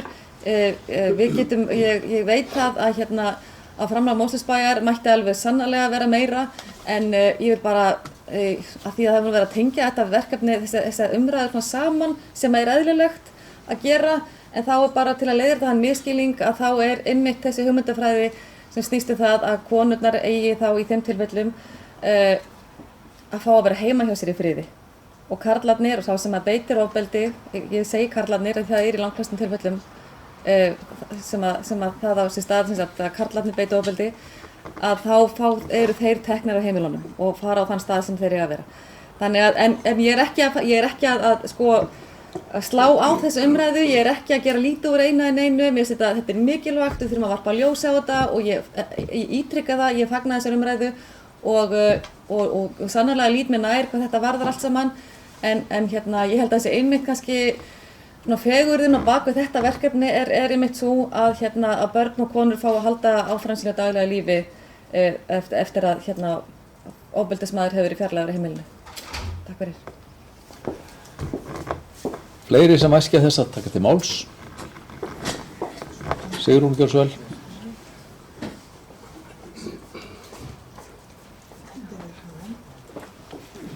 Ágæti forseti, bara örstutt. Þegar að þetta verkefni fór í gang, þá var eins og að opnuðust flóðgáttir í samfélaginu og einhverja hluta vegna, og það kom fram í glæru sýningu í hennar Öldu, þegar hún var að kynna þetta verkefni fyrir okkur, þá fjölgaði konum í kvennaathvarfinu.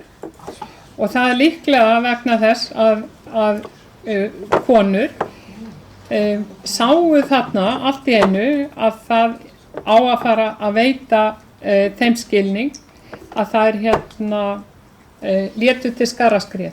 Þannig að sko allavega fyrstum sinn þurfum við að styðja kvennaathvarfið, en síðan þegar að þetta er komið í það horn sem að við ætlum að koma því, þá verður kvennaathvarfið óþarfi. Anna Sigrún, gjörðu svo vel. Forseti, ég ætla ekki að tala lengi þetta, ég kemur upp til sama máli og síðasti ræðumaður var að tala og bæði fulltrúi Kolbrún þar á undan. Ég held að, sko, bara eins og ég skynja umræðan, þá held ég raun og veru að við séum sko nokkuð sammála mikilvægi þess að Mosfellsbær standi undir sinni plikt varðandi rekstur kvennaathvarfsins. Og síðan er það líka rétt að þetta verkefni sem var farið í á höfuðborgarsvæðinu miðar náttúrulega að því að gera starfsemi eins og kvennaathvarfið vonandi óþarft, þó ég efast að það verði alltaf óþarft, en það verði unnið gegn því. Ég held bara að við eigum að þessu umræðu þurfi bara líka að fara inn í fjölskyldunefndina og ræðast þar, og þar sé kannski sko farið yfir forgangsröðunina sem að þeir aðilar sem skipa þá nefnd leggja til við okkur hinn að nota, en ég upplifði ekki sem það sé einhver sko stórar deilur hér við þetta borð varðandi þetta mál. Ég held að við þurfum bara að feta okkur í áttina að því að gera betur, og ég held að við séum öll alveg sammála um það að við þurfum að gera betur varðandi framlög okkar til kvennaathvarfsins. Takk. Já, svo mörg voru þau orð, enda hefur framlegið verið tvöfaldað og það er kannski mjóri mikilsvísi. En það hafa ekki fleiri kvatt sér hljós, en það liggja hér fyrir 4 tillögur. Fyrsta tillagan fjallar gagnaöflun í aðdraganda fyrri umræðu fjárhagsáætlunar. Þeirri umræðu er nú að ljúka hér þetta árið. Þannig að ég geri það tillögu minni að þessari tillögu verði vísað til vinnu við fjárhagsáætlun árið 2017. Er einhver sem óskar þess að ég lesi tillöguna? Ef ekki, þá ber ég þessa tillögu að þessari tillögu verði vísað til vinnu við fjárhagsáætlun árið 2017, þeir sem samþykja ekki og svo ekki að merki. Samþykkt með 9 atkvæðum. Þá liggur fyrir tillaga hér hækkun framlags til kvennaathvarfsins. Ég geri það tillögu minni að þessari tillögu verði vísað til seinni umræðu fjárhagsáætlun árið 2016. Þeir sem að samþykja það gjörðu svo ekki að merki. Samþykkt með 8 atkvæðum. Einhver á móti?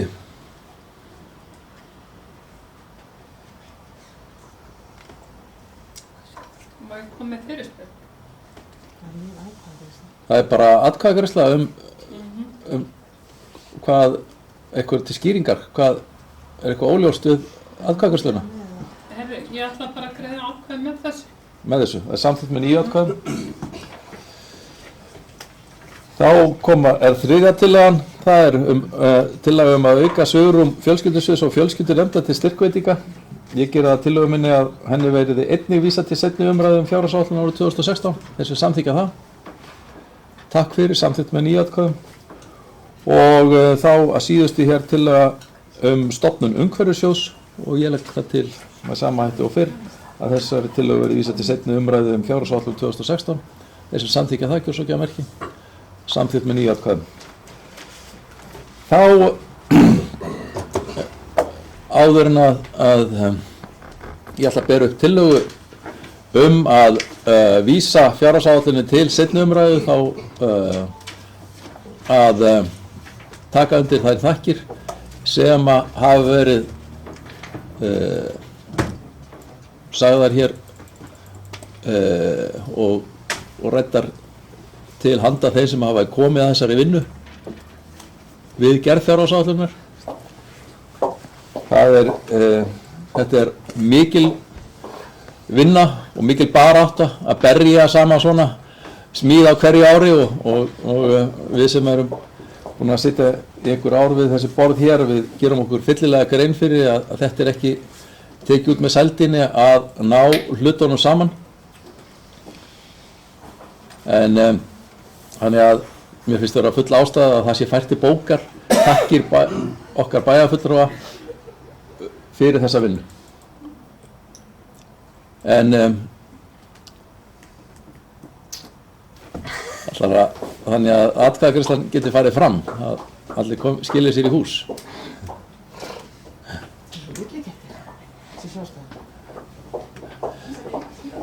Þá ætla ég að bera það upp að bæjarstjórn samþykki að vísa fjárhagsáætlun til seinni umræðu og það er gert ráð fyrir að hún fari fram á þarnæsta fundi bæjarstjórnar eftir 4 vikur. Þeir sem samþykja ekki svo ekki að merki. Takk fyrir, það er samþykkt samhljóða með 9 atkvæðum. Ég þakka fyrir þetta og við gerum fundarhlé núna. Við hefjum þá funda 9 og við tökum fyrir fundagerð 1232. Fundar bæjarráðs sem haldið var 22. október. Orðið er laust þá fundagerð.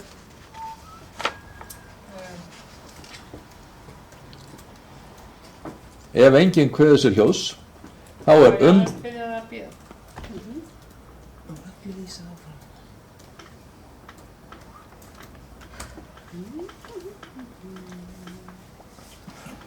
Ég held að það ekki verið neinar ákvarðanir teknar á þessu fundi, það hafa öllu verið vísað til umsagnar eða lagt fram. Þannig að staðan sé þannig með þennan fund. Er það ekki rétt skiljað mér? Er einhver sem æskilegast að taka til máls? Allt í fína, nei. Svo er ekki. Þeir sem að samþykja fundargerðina kjósa ekki að merki. Takk fyrir, hún er samþykkt samhljóða með 9 atkvæðum. Þá tökum við fyrir fundargerð 1233. fundar bæjarráðs sem haldið var 29. október. Orðið er laust þá fundargerð.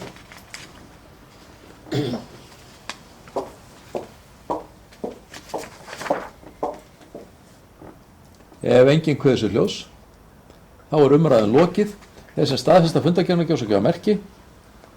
Takk fyrir, hún er staðfest með 9 samhljóða atkvæðum. Þá tökum við fyrir fundargerð 193. fundar menningarmálanefndar sem haldin var 27. október og Anna Sigríður hefur beðið orðið, gjörðu svo vel.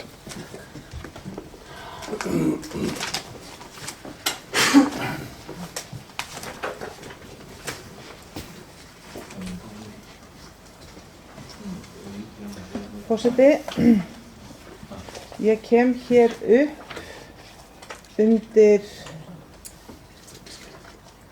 ég veit ekki hvernig ég á að gera þetta. Fyrst er að langa mig að ræða framkvæmd fundarins, eða form fundarins, en svo langar mig líka að ræða einstaka liði. Hvernig sný ég mig í því, forseti? Þú mátt hafa þína hendi sem við í hverju rauðan á að gera það. Já. Þá kannski ég byrja bara á því að ræða. Þarna var sem sé boðaður menningarmálafundur, menningarmálanefndarfundur Mosfellsbæjar.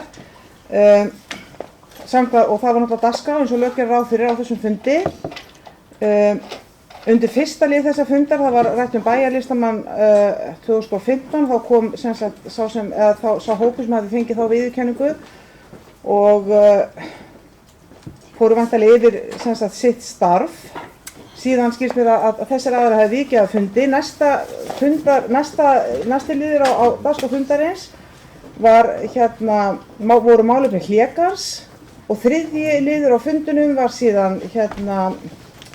síðan umræða drög að reglum varðandi úthlutun tíma eða hvernig maður orðaði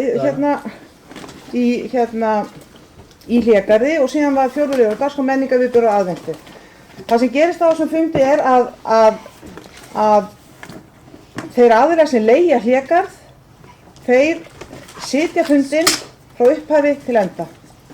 Þegar í raun og veru það atriði sem á að ræða sem krefst þess að þeir sitji lokaðan fund menningarmálanefndar liður númer 2, sem samningurinn reksturinn á Hlégarði. Við vitum það öll sem hér erum inni að það náttúrulega vissar ástæður fyrir því að fundur eru lokaðir, meðal annars eru ástæðurnar þær að þá talar fólk frjálslega vegna sem við vitnum ekki orð hvers annars sem falla á þessum fundum og þess vegna tel ég að það sé góð regla að við höfum fundina lokaða nema þegar við ákveðum að sérstaklega að opna þá fyrir bæjarbúum. Þarna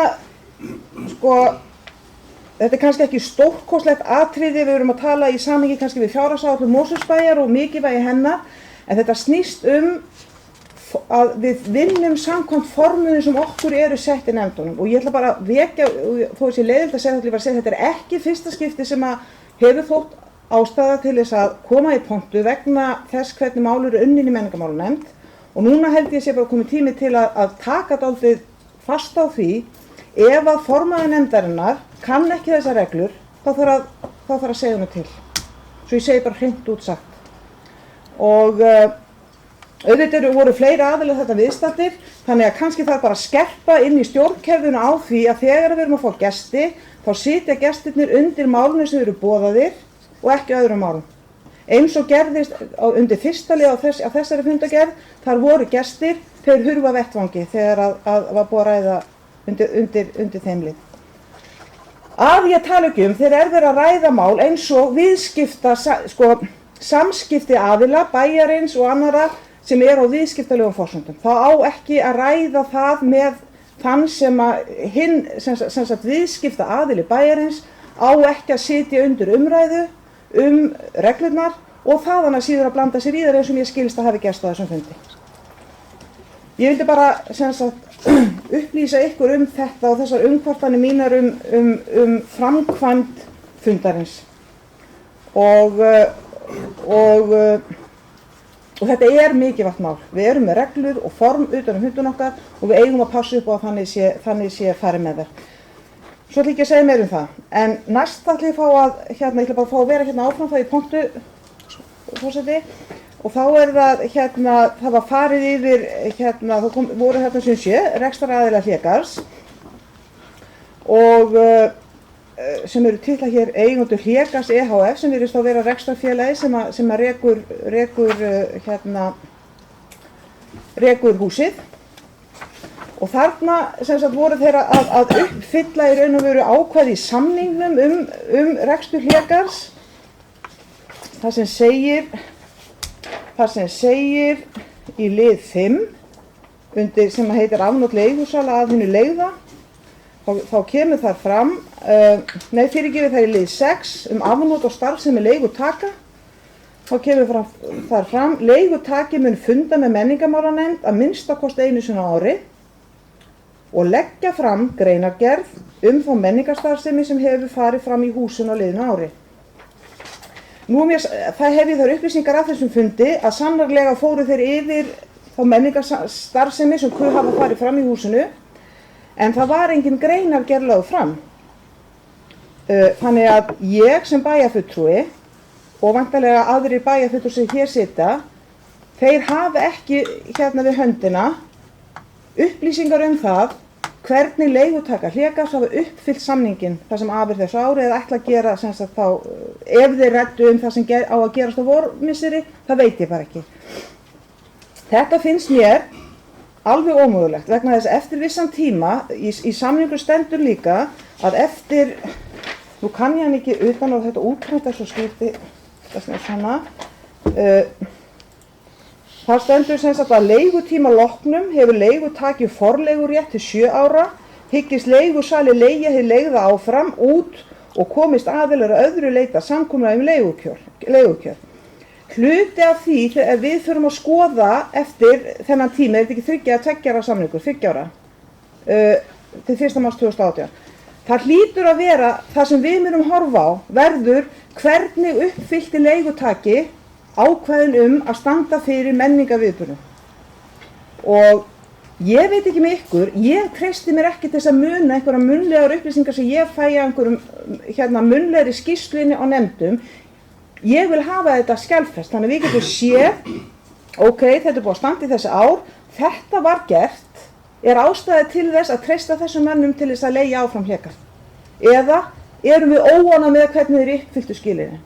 Og ég get ekki skilið það að sé ofverk aðila sem að reka blússandi starfsemi eins og mér skilst að sé þarna, það sé brjálað að gera í húsinu, að setja niður, og það þyrfti ekki vera nema 1 A4 blað, hvaða menningarstarfsemi hefur verið staðið fyrir í húsinu.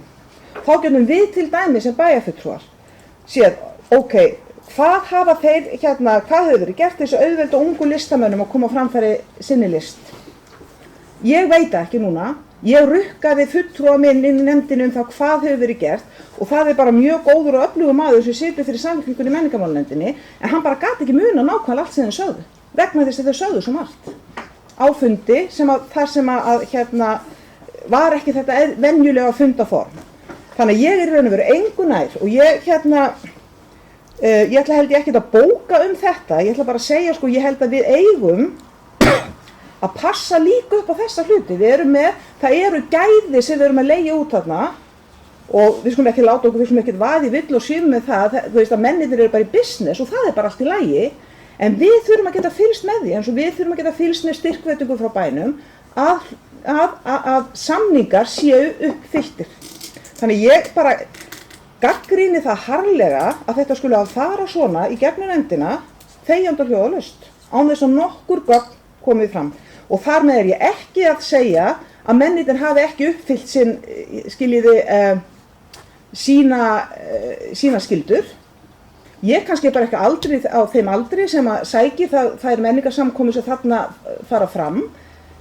Það breytir því ekki, ég þarf að vita hver þar eru. Þetta vildi ég segja þetta. Þá það næsti liður. Ég veit ekki hvort að bæjarfulltrúi Bryndís bregðast við því sem ég búin að segja að hér eru mikla merkjasendingar í gangi. Nei, ok. Við bíðum með þar. Þá það liður númer 3 á þessari sömu fundagerð og eins og kom fram í máli mínu hérna áðan að þá sátu rekstraraðilarnir áfram á fundunum. Undir þessum lið voru rædd drög að reglum notkun Mosfellsbæjar á Hlégarði. Það að segja, eins og þið kannski munið, þá hefur samkvæmt samkomulaginu, þá hefur Mosfellsbær aðgang á húsinu að meðaltali 2 í mánuði. Ég vona að ég sé ekki að... Það er rétt munað heldur. Já. Og það kemur fram... Það kemur meðal annars fram í kaflanum afnot leigusala. Leigusali skal tilkynna leigutaka, það að segja Mosfellsbær skal tilkynna Hlégarði EHF að lágmarki með 3 daga fyrirvara hyggist að nýta sér aðgang þennan sem hann sannarlega hefur samkvæmt samningnum. Fyrsta sem ég vil segja að það svo mikil, eftir því sem mér sagt, svo mikil starfsemi í húsinu að þetta ákvæði að það sé tilkynnt með 3 daga fyrirvara ef að bærinn vill fá húsið, þá eru bara mjög miklu líkur að það sé eitthvað starfsemi í húsinu. Mjög miklar. Og þá kem ég aftur á þessum drögum á þessum reglum. Mér finnst algjörlega vanta skilgreining á því í þessum reglum til hvers við ætlum að nota húsið. Þó ekki væri nema, mér finnst þetta alltaf óþægilegt, það eru menn sem ekki að gera merki hérna og forseti tekur ekki eftir því. Já, ég þoli ekki svona truflun. Þó ekki væri nema það að bærinn settist niður og tilgreindi í hvaða starfsemi ætla hann að nota sína daga. Ef að við segjum til dæmis að við viljum nota Hlégarð, auðvitað 17. júní alltaf 17. júní og líklega myndum við fá húsið 17. júní. Ef við viljum nota það í, segjum á sunnudeginum á bæjarhátíðinni til þess að veita verðlaun, þá verðum við að vera með það skráð einhvers staðar vegna þess að þessi leigutaka, þeim full frjáls að vera búin að leigja hús, það getur bara verið brúðkaup í húsinu. Þess að þetta er hvergi skráð, það er ekki búið að skilgreina hvernig og með hvaða hætti og undir hvaða viðburði við ætlum að nýta húsið.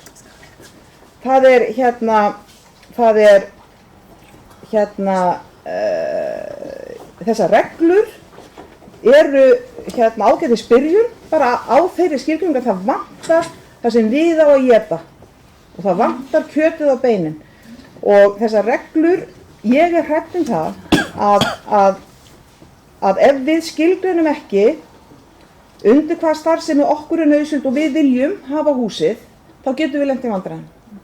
Vegna þess að við, þó að það standi að við erum með 3 daga fyrirvara að geta sagt við viljum það í samkvæmt samningnum, þá bara sér hver sjálfan sig með það að ef að rekstraraðili búið að leigja út fyrir brúðkaup, ég meina ætlum við þá bara að vera orsök að því að vera ekki, eins og hjón gifti sig ekki, eða hvernig þetta, það verður í fréttum, þið veitir, það þarf að vinna þetta betur, það er bara svo einfalt og auðvitað nú getur þið komið í punkt og sagt að Samfylkingin samþykkti þetta á þessum fundi, ég er alveg viðbúin því að þið komið og segið það, já, Samfylkingin gerði það, fulltrú okkar ákvað að samþykkja þessar reglur vegna þess að það kom fram á fundunum að það var orðaðeknið þannig, og nú er ég ekki með neitt skriflegt, þannig ég er bara að reyna að rifja upp, að Mosfellsbær myndi hvort þeir nota sjálfur alla þessa daga, skiljiði. Það væri stæði ekkert út af fyrir samtök í bænum til þess að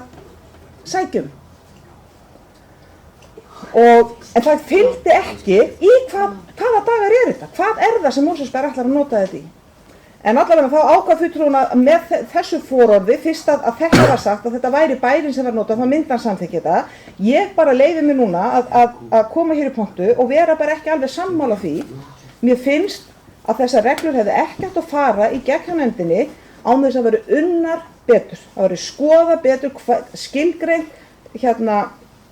og ég endurtek þeir dagar sem að bærinn telur hann þurfa að hafa og svo að lokum reglurnar það hvernig við úthlutun. Við erum bara með, ef að bærinn notar það allt, þá er þetta allt í lagi, en skilgreinum hvaða dagar það eru. Ef bærinn notar það ekki, hvernig ætlum við, talandi um gagnsæi og allir sittir við sama borð, hvernig ætlum við þá úthluta dögun sem eftir eru? Verður það fyrstu kemur, fyrstu fær? Ég hef ekki hugmynd um það, Ég geti hugsað mér að leigja þetta fyrir eitthvað, en þetta er bara allt og óljóst hvernig að fara með, og nú til að segja bara, þess að takmörkuðu auðlind sem dagar í hlégarði eru. Og aftur, ég hef ekkert óða gaman að koma í pontu og vera að skammast í fólki, en bara stundum bara verður að gera það. Og þetta er til vansa fyrir nefndina og þá sem að sátu þennan fund og átt að stýra honum, að hvernig frágangur á þessu er. Bæði framkvæmd fundarins og síðan þessi drög á þessu reglu sem eru standast engan veginn þær kröfur sem á að gera varðandi reglur úthlutun takmarkaðra gæða á vegum hins opinbera, þess að við erum hluti af hins opinbera. Ég held ég hafi munað, því ég var ekki með skriflegt það sem ég ætlaði að segja, en ég held ég hafi munað eftir að segja allt sem ég ætlaði að segja og segi takk fyrir mig í bili. Já, ég ætla að gefa sjálfur mér orðið. Taka fyrir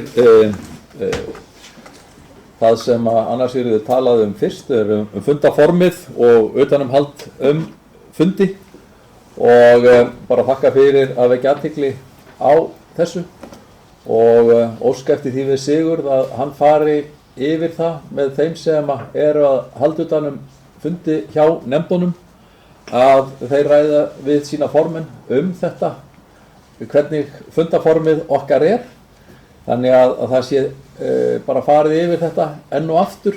Það er margótt búið að ræða þetta, en það þarf greinilega að skerpa á því. Og síðan þurfum við sem sitjum í nefndunum að reyna að halda þessu til haga og muna eftir því að minna á það líka ef við sjáum ef út af bregður. Þannig að ég held að það sé svona eðlilegasti farvegurinn að við byrjum á þessu og gerum þetta með þessum hætti. Getum við ekki sammælst það? Kaleikurinn hjá þér, Sigurður. Nú, varðandi það að koma inn á þetta með hvort að greinagerðin eða það sem hann að gera grein fyrir starfseminni sem að fer fram, hvort að hún skrifleg eða munnleg. Ég veit ekki, man ekki hvernig það orðað í samningunum, en Greinagerð, já, en þetta leggja fram greinagerð. Já, og þarna bara þarna orðskilningurinn breytilegur, skal ég alveg viðurkenna, jú, en þetta teygjanlegt, það alveg svo strax, en ég ætla ekki að fara að leið mér að klára áður en að þið verði mjög hneyksluð á mínum málflutningi, en mér finnst sjálfsagt að það sé óskað eftir því að það sé tekið saman skriflega. Og ef einhver æskir þess og að það sé gert, að þá þurfum við bara að koma því á framfæri og við metum það hvort það sé þörf á því að gera það skriflega eða það sé bara gert óformlega við þá sem að halda utan nefndina, að það sé farið fram á það að það sé tekið saman skriflega hver þessi starfsemi hefur verið og hver hún framundan. Þannig að ég held að það sé bara líka eitthvað sem að Sigurður myndi koma á framfæri við þá sem að myndi halda utan þessa ágætu nefnd, að það verði annarkvort tekið saman hér innanhús eða kalla eftir því frá forsvarsmönnum þess sem að reka staðinn, og það eðlilegast að þeir geri það sem þeir gera grein fyrir sínu, en ef þeir þurfa aðstoð við það þá verður þeim hjálpa við það. Þannig að það nú mín tillaga í því máli. En varðandi úthlutunina þá Bryndís búin að biðja orðið. Björnsvöld. Já, forseti, ég ætla nú kannski bara að fá að ræða fundargerðinni í heild sinni og bregðast við ræðu bæjarfulltrúa Samfylkingarinnar, ef það lagi. Björnsvöld. Nei, ég ætla ekki að nudda Samfylkingunni upp úr því að þeirra fulltrúi í nefndinni hafi samþykkt þetta. Það hafa væntanlega allir fulltrúarnir í nefndinni gert. En ég get bara tekið undir nánast í allar þeirra ábendingar sem framkomu hér í ræðu fulltrúa Samfylkingarinnar áðan. Og ég held að þetta sé bara eitthvað til að læra, klárlega. Við þurfum að virða formið og fara hér og vera með góða og gegnsæja stjórnsýslu. Þegar ég heyrði nú eitthvað fyrst að þessu þá sá ég allavega 2 af málunum hétu Hlégarður og mér fannst það ekkert kannski óeðlilegt að þessir fulltrúar sætu undir þeim lið þegar ég fór að skoða það betur hvað væri að ræða undir þessum liðum. En svona kannski nefndinni til varnar að þá ímynda ég mér að þau hafa hingað til ekki verið kannski mjög mikið að taka stjórnsýslu ákvarðanir. Það efni sem að þessi nefnd hefur hingað til fjallað er svona á öðrum toga og umræðurnar þar af leiðandi kannski mögulega frjálslegri en oft áður. En ég algjörlega sammála því að þegar við erum að tala þetta samstarf, við erum með leigusamning við aðila, þeir eru að leigja ákveðin gæði sem við eigum, að þá þurfum við bara að virða það form. Þannig ég held að það sé bara mjög góð ábending að koma því áleiðis til nefndarinnar og ekki síst þessara aðila sem sjáum reksturinn í Hlégarði að við væntum þess að fá hlutina frá þeim skriflega og í samræmi við það samkomulag sem við höfum gert við það. Þannig ég held að það sé mjög gott. En ég verð endur að viðurkenna, ég tók nú ekki eftir fyrir en undir ræðu bæjarfulltrúa Önnu Sigríðar að fyrirtæki sem rekið þetta heiti Hlégarður e.h.f. verð að segja, mér finnst það nú ekki heppilegasta nafn í heimi. Og svona velti því fyrir mér hvort að það hefði verið rétt að standa með einhverjum hætti vörðum það nafn í ljósi þess að húsi heitir Hlégarður og það er kannski óæskilegt hér að eitthvað fyrirtæki sé til sem kannski með rekstur einhverstu allt annars þannig heitir samt Hlégarður e.h.f. En ég hafði ekki rekið, eða bara ekki áttað mig á því fyrir undir þessari ræðu, þannig að ég verð að viðurkenna mér það heppilegast í heimi. Ég aftur á móti aflaði mér upplýsinga varðandi þessa drögum reglur notkun Mosfæra Hlégarði. Þetta kom aðeins til umræðu hjá okkur á meirihlutafundi þegar við vorum að undirbúa þennan bæjarstjórnarfund. Og það voru sumir með ákveðnar spurningar og fannst þetta ekki alveg nógu ljóst hvað þessar reglur fælu í sér og kannski ekki síst að þær eru kannski uppsetning þeirra og form ekki svona með hefðbundnum hætti eins og við setjum yfirleitt upp reglur. við fengum þó þær skýringar að menningarmálanefnd og sveitafélagi sér það fyrir sér að við séum fyrst og fremst að nota þessa dag okkar í svona, hvað ég var að segja, hefðbundi rekstur. Það er verið að tala um forstöðumannafundi sem eru reglulega með einhverju millibili, eitthvað námskeiðshald og eitthvað þess aftar. Þannig að við værum ekki að tala um að deila þessum takmörkuðu gæðum hérna út til einhverja íbúa. Við værum nú að leitast við að félagasamtök almennt sem hefðu áhuga á að nýta sér hlégarð, kæmu þá inn í hlégarð bara í beinu samstarfi við þá sem þar sjá um rekstur, kaupa þá aðeins veitingar eða eitthvað þess aftar. Það væri einhver undantekning ef að einhver félagasamtök væri að fara inn í gegnum þessa daga bæjarins og við erum nú þegar komið þá undantekningu sem er félag eldri borgara. Og þar voru einhverjir dagar sem að þeim var veitt og verið að vísa til einhverjar ákveðnar hefða sem að verið hefur í því ágæta félagi. Og ég held að það sé í rauninni bara mjög gott að við erum að tala um einhverja forstöðumannafundi, við erum að tala um eitthvað námskeiðshald hérna á bænum, við erum að tala um unglingadansleiki sem eru, túninu heima eða eitthvað bólið hefur aðgangað og svo eitthvað þess aftar. Og ég held að sé bara eðlilegt að þessi dagar séu fyrst og fremst nýttir í þágu bæjarins sjálfs og stofnana þess en ekki kannski félagasamtaka út í bæ og bara æskilegt að það fari beint í gegnum rekstraaðilina þarna. En það var einnig það sem ég vildi segja um þetta mál og mér bara líst vel á hugmynd forseta hérna áðan að lögfræðingi bæjarins verður kannski falið að fara aðeins betur yfir þetta og ég held að það hafi allir staðið í bara góðri meiningu þegar þeir sátu þennan fund og stýrðu honum og ekki átta sig á því að þeir væri að brjóta svona eitthvað form sem við værum að fara fram á hér en þessar ábendingar eru þá bara til þess að gera betur næst heldur. Gjör svo vel, Anna Sigríður. Forseti, aðeins að fá að bregðast við málflutningi bæjarfulltrúa Bryndísar. Og ég er bara mjög glöð að heyra að það hafi fleiri svipaðan skilning á þessu og ég, eða við. En mér langar bara til að segja að þegar að þessi gjörningur var samþykktur, það var talað að íbúar í bænum hefðu þennan aðgang í gegnum daga bæjarins. Og nú virðist það einhvers staðar hafa verið ákveðið öðruvísi. Ég sé ekki að hafa ekki misskilið svona hrapalega nei, ég fæ að handan fæ ég það er til stöðsinn, ég er ekki að misskilja. Þannig að þá er búið að breyta því eitthvað og það breytir ekki því að við þurfum að skilgreina það. Og við, eins og bæjarfulltrúi Bryndís nefnir, það eru þegar þessi ágætu samtök félag eldri borgara með og bara á enn og aftur, ég er nú bráðum bara gett gengið í þau, að það er búið að úthluta þeim. Hvað þá með félag yngri borgara, ef að þeir vilja líka fá? Skiljið, við erum að tala takmörkuð gæði, við getum ekki hegða okkur svona en bara, ég get gert ef ég ætti hlégarð, skiljið þið. En það er bara ekki þannig, ég á hann ekki persónulega.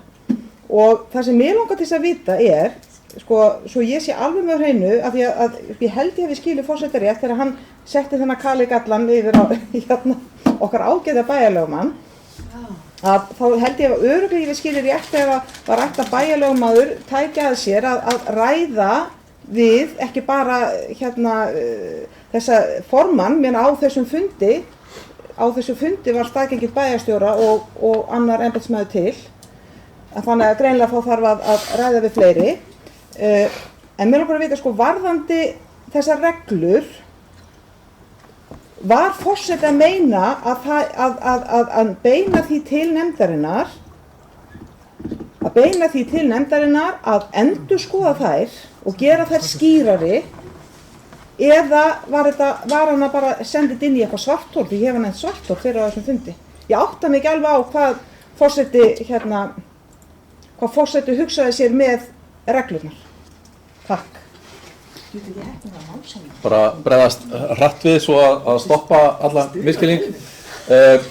Þess vegna var ég talaði ekki sérstaklega reglurnar, ég fór ekki í þann lið af því að ég var að vonast eftir að Bryndís kæmi með skýra tillögu þar, en þar sem að það er áður en að vera að toga það á teygja, þá ætla ég bara að leggja það til að við förum fram á það við nefndina að þessar reglur verði skýrari í ljósi þess líka að ég skil umræðina þannig að framvegis miðað við þessar tillögur sem að liggur þarna fyrir í þessum drögum sem er nefndi samþykkti til að leggja til við bæjarstjórn hefur við samþykktar að þá sjáum við ekki fram á það að félag eldri borgara komi til með í framtíðinni að hafa svona mikinn aðgang að húsinu þar sem að eftir nánari yfirferð hér innan hús hjá embættismönnunum við það að skoða þarfir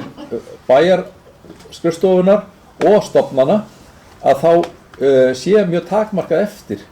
Þannig skil ég þessar skýringar sem að við kölluðum eftir af því að við vorum ekki alveg skýrið í hvað mikið yrði eftir fyrir seinni málsgreinina að það væri svona nokkur undantekningatilvik því að megin þorrin væri uppurinn af hálfu bæjarstofnana og bæjarskrifstofu. Þetta var minn skilningur en ég held að við bara leggja til að þetta fari í þennan farveg að við óskum eftir því að reglurnar verði gerðar skýrar. En Sigrún gjör svo vel.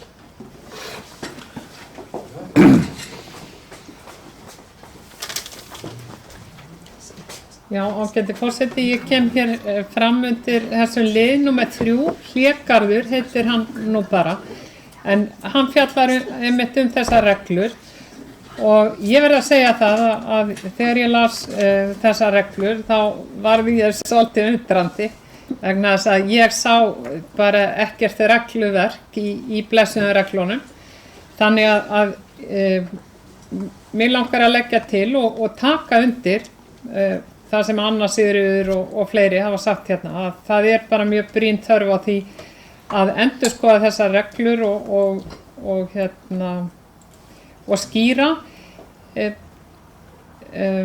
skýra betur. Þetta með íbúana og aðganginn, það var rætt í aðdraganda þess að þetta var samþykkt og íbúarhreyfingin gerði meðal annars að tillögu sinni að íbúar að svona samtök íbúa fengju aðgang að húsinu undir íbúafundi eða hvað sem það nú væri og það var, ég man ekki betur en að það hafi verið vel tekið í það þegar að íbúarhreyfingin lagði það til. Theodór gjör svo vel.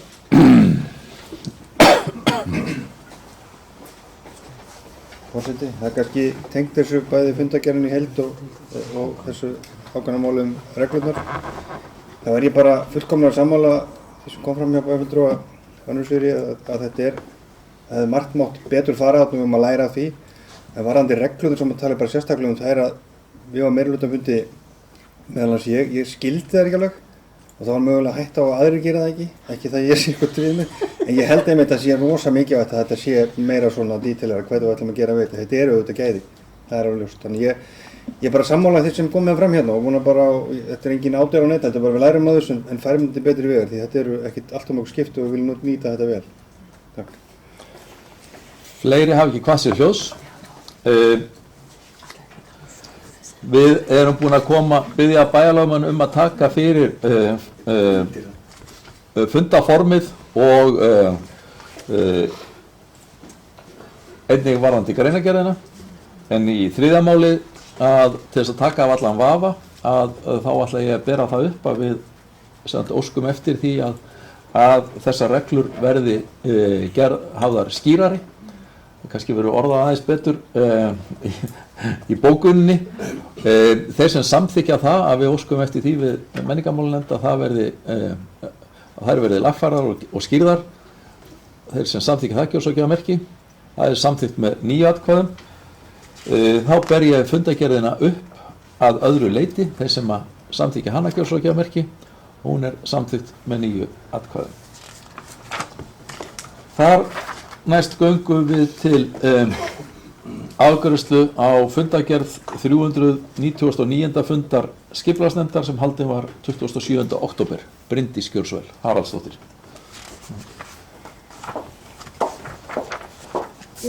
Forseti, ég ætla að óska eftir að taka til máls í 2 liðum. Fyrst í lið nr. 1 sem ber heitið svæðisskipulag höfuðborgarsvæðisins og við fengum þá í heimsókn til okkar svæðisskipulagsfulltrúan, hann Hrafnkel Proppe, og hann afhendi formlega bókina Höfuðborgarsvæði 2040 og það voru eintök fyrir alla bæjarfulltrúa og ég vona að allir bæjarfulltrúar hafi fengið sitt eintak í hendurnar.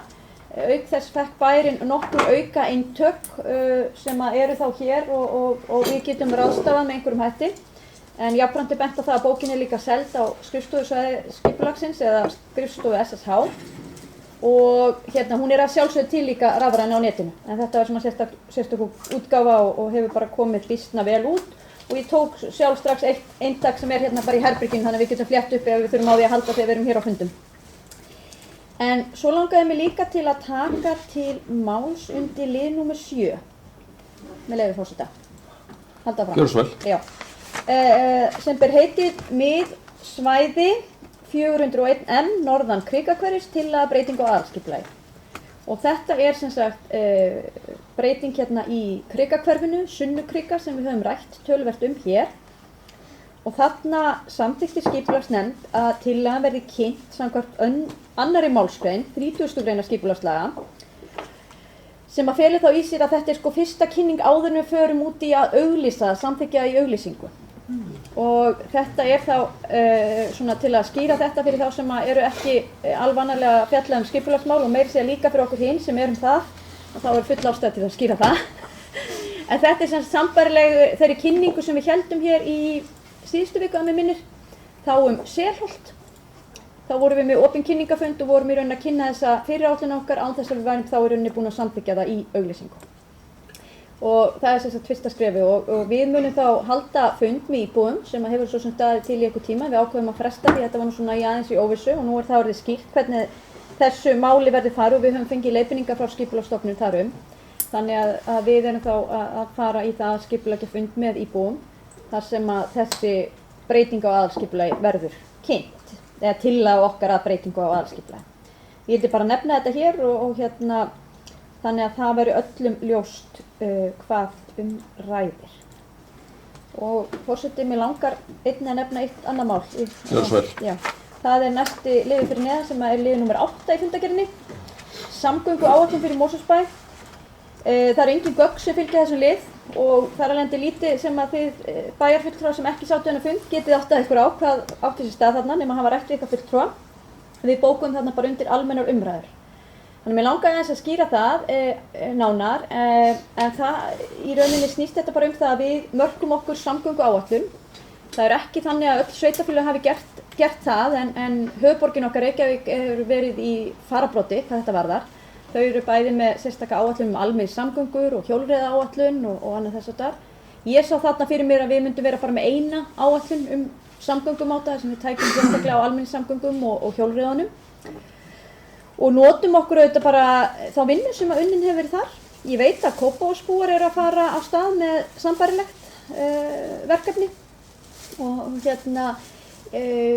ég vildi bara opna á umræðinni í nefndinni með að setja þetta á dagskrá og búa til þannig að við gætum þá fengið tækifæri til þess að allir getur komið þá með eitthvað input inn í það áður við förum að vinna þetta áfram.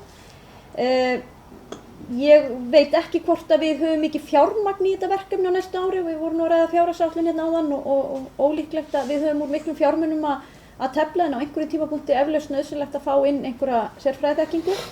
En annars sá ég fyrir mér að þetta yrði verkefni sem yrði unni fyrst og fremst af nefndinni og ég reynda líka nefnda í tengslu við einmitt svæðisskipulagi að það auðvitað mjög mikilvægt að við förum að skoða almenningssamgöngu til lengri tíma og þá þennan samgönguás sem nefndur þar og sú vinna gæti einhver leiti fallið af þessari áætlun. Þannig að ég vildi bara nefna þetta hér og gera bæjarfulltrúum viðvart og allar góðar hugmyndir eru vel þegnar inn í þetta verkefni en sé bara fyrir mér að við í skipulagsnefnd munum taka okkur einhvern tíma í að vinna þetta. Já, þá er lokið málum, takk. Fleiri sem óska eftir að taka þeim máls fundargerð skipulagsnefndar. Ef svo er ekki, þá er umræðun lokið. Þeir sem að samþykkja fundargerðina, gjörðu svo gefa merki. Takk fyrir, hún er samþykkt með 9 atkvæðum. Þá er það fundargerðið til kynningar og og alveg vera vissum að ég sé að gera þetta í réttri röð. Það er þá næst fundagerð 275. fundar eða afgreiðslu fundar byggingafulltrúa sem var haldinn 22. október. Orðið er laust þá fundagerð. Ef enginn kveður sér hljóðs þá er umræðum lokið og fundagerðin lögð fram. Þá tökum við fyrir fundagerð 140. og 8. fundar slökkviliðs höfuðborgarsvæðisins. Orðið er laust þá fundagerð. Ef enginn kveður sér hljóðs þá er umræðum lokið og fundagerðin lögð fram. Því næst er það fundagerð 149. fundar slökkviliðsins sem haldinn var 16. október. Orðið er laust þá fundagerð. Vek athygli á því að það er meðal annars verið að fjalla eldsvoða í Mosfellsbæ.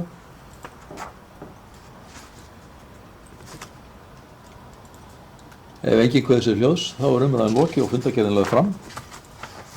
Því næst tökum við fyrir fundagerð 20. fundar heilbrigðisnefndar Kjósarsvæðisins.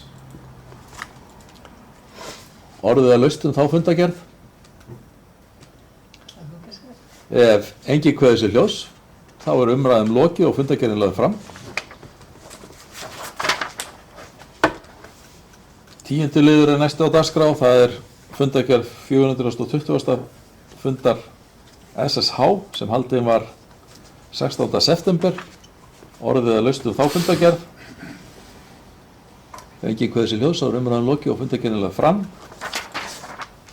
Því næst er það fundagerð 421. fundar stjórnar SSH og sem haldinn var 12. október. Orðið er laust fundagerðina. Ef enginn kveður sér hljóðs þá er umræðan lokið og fundagerðin lögð fram. Að síðustu erum við hér með fundagerð 61. fundar svæðisskipulagsnefndar höfuðborgarsvæðisins sem haldinn var 16. október. Orðið er laust þá fundagerð. Ef enginn kveður sér hljóðs þá er umræðan lokið og fundagerðin lögð fram. Fleira liggur ekki fyrir þessum fundi. Ég þakka fundarsetuna og segi fundi slitið.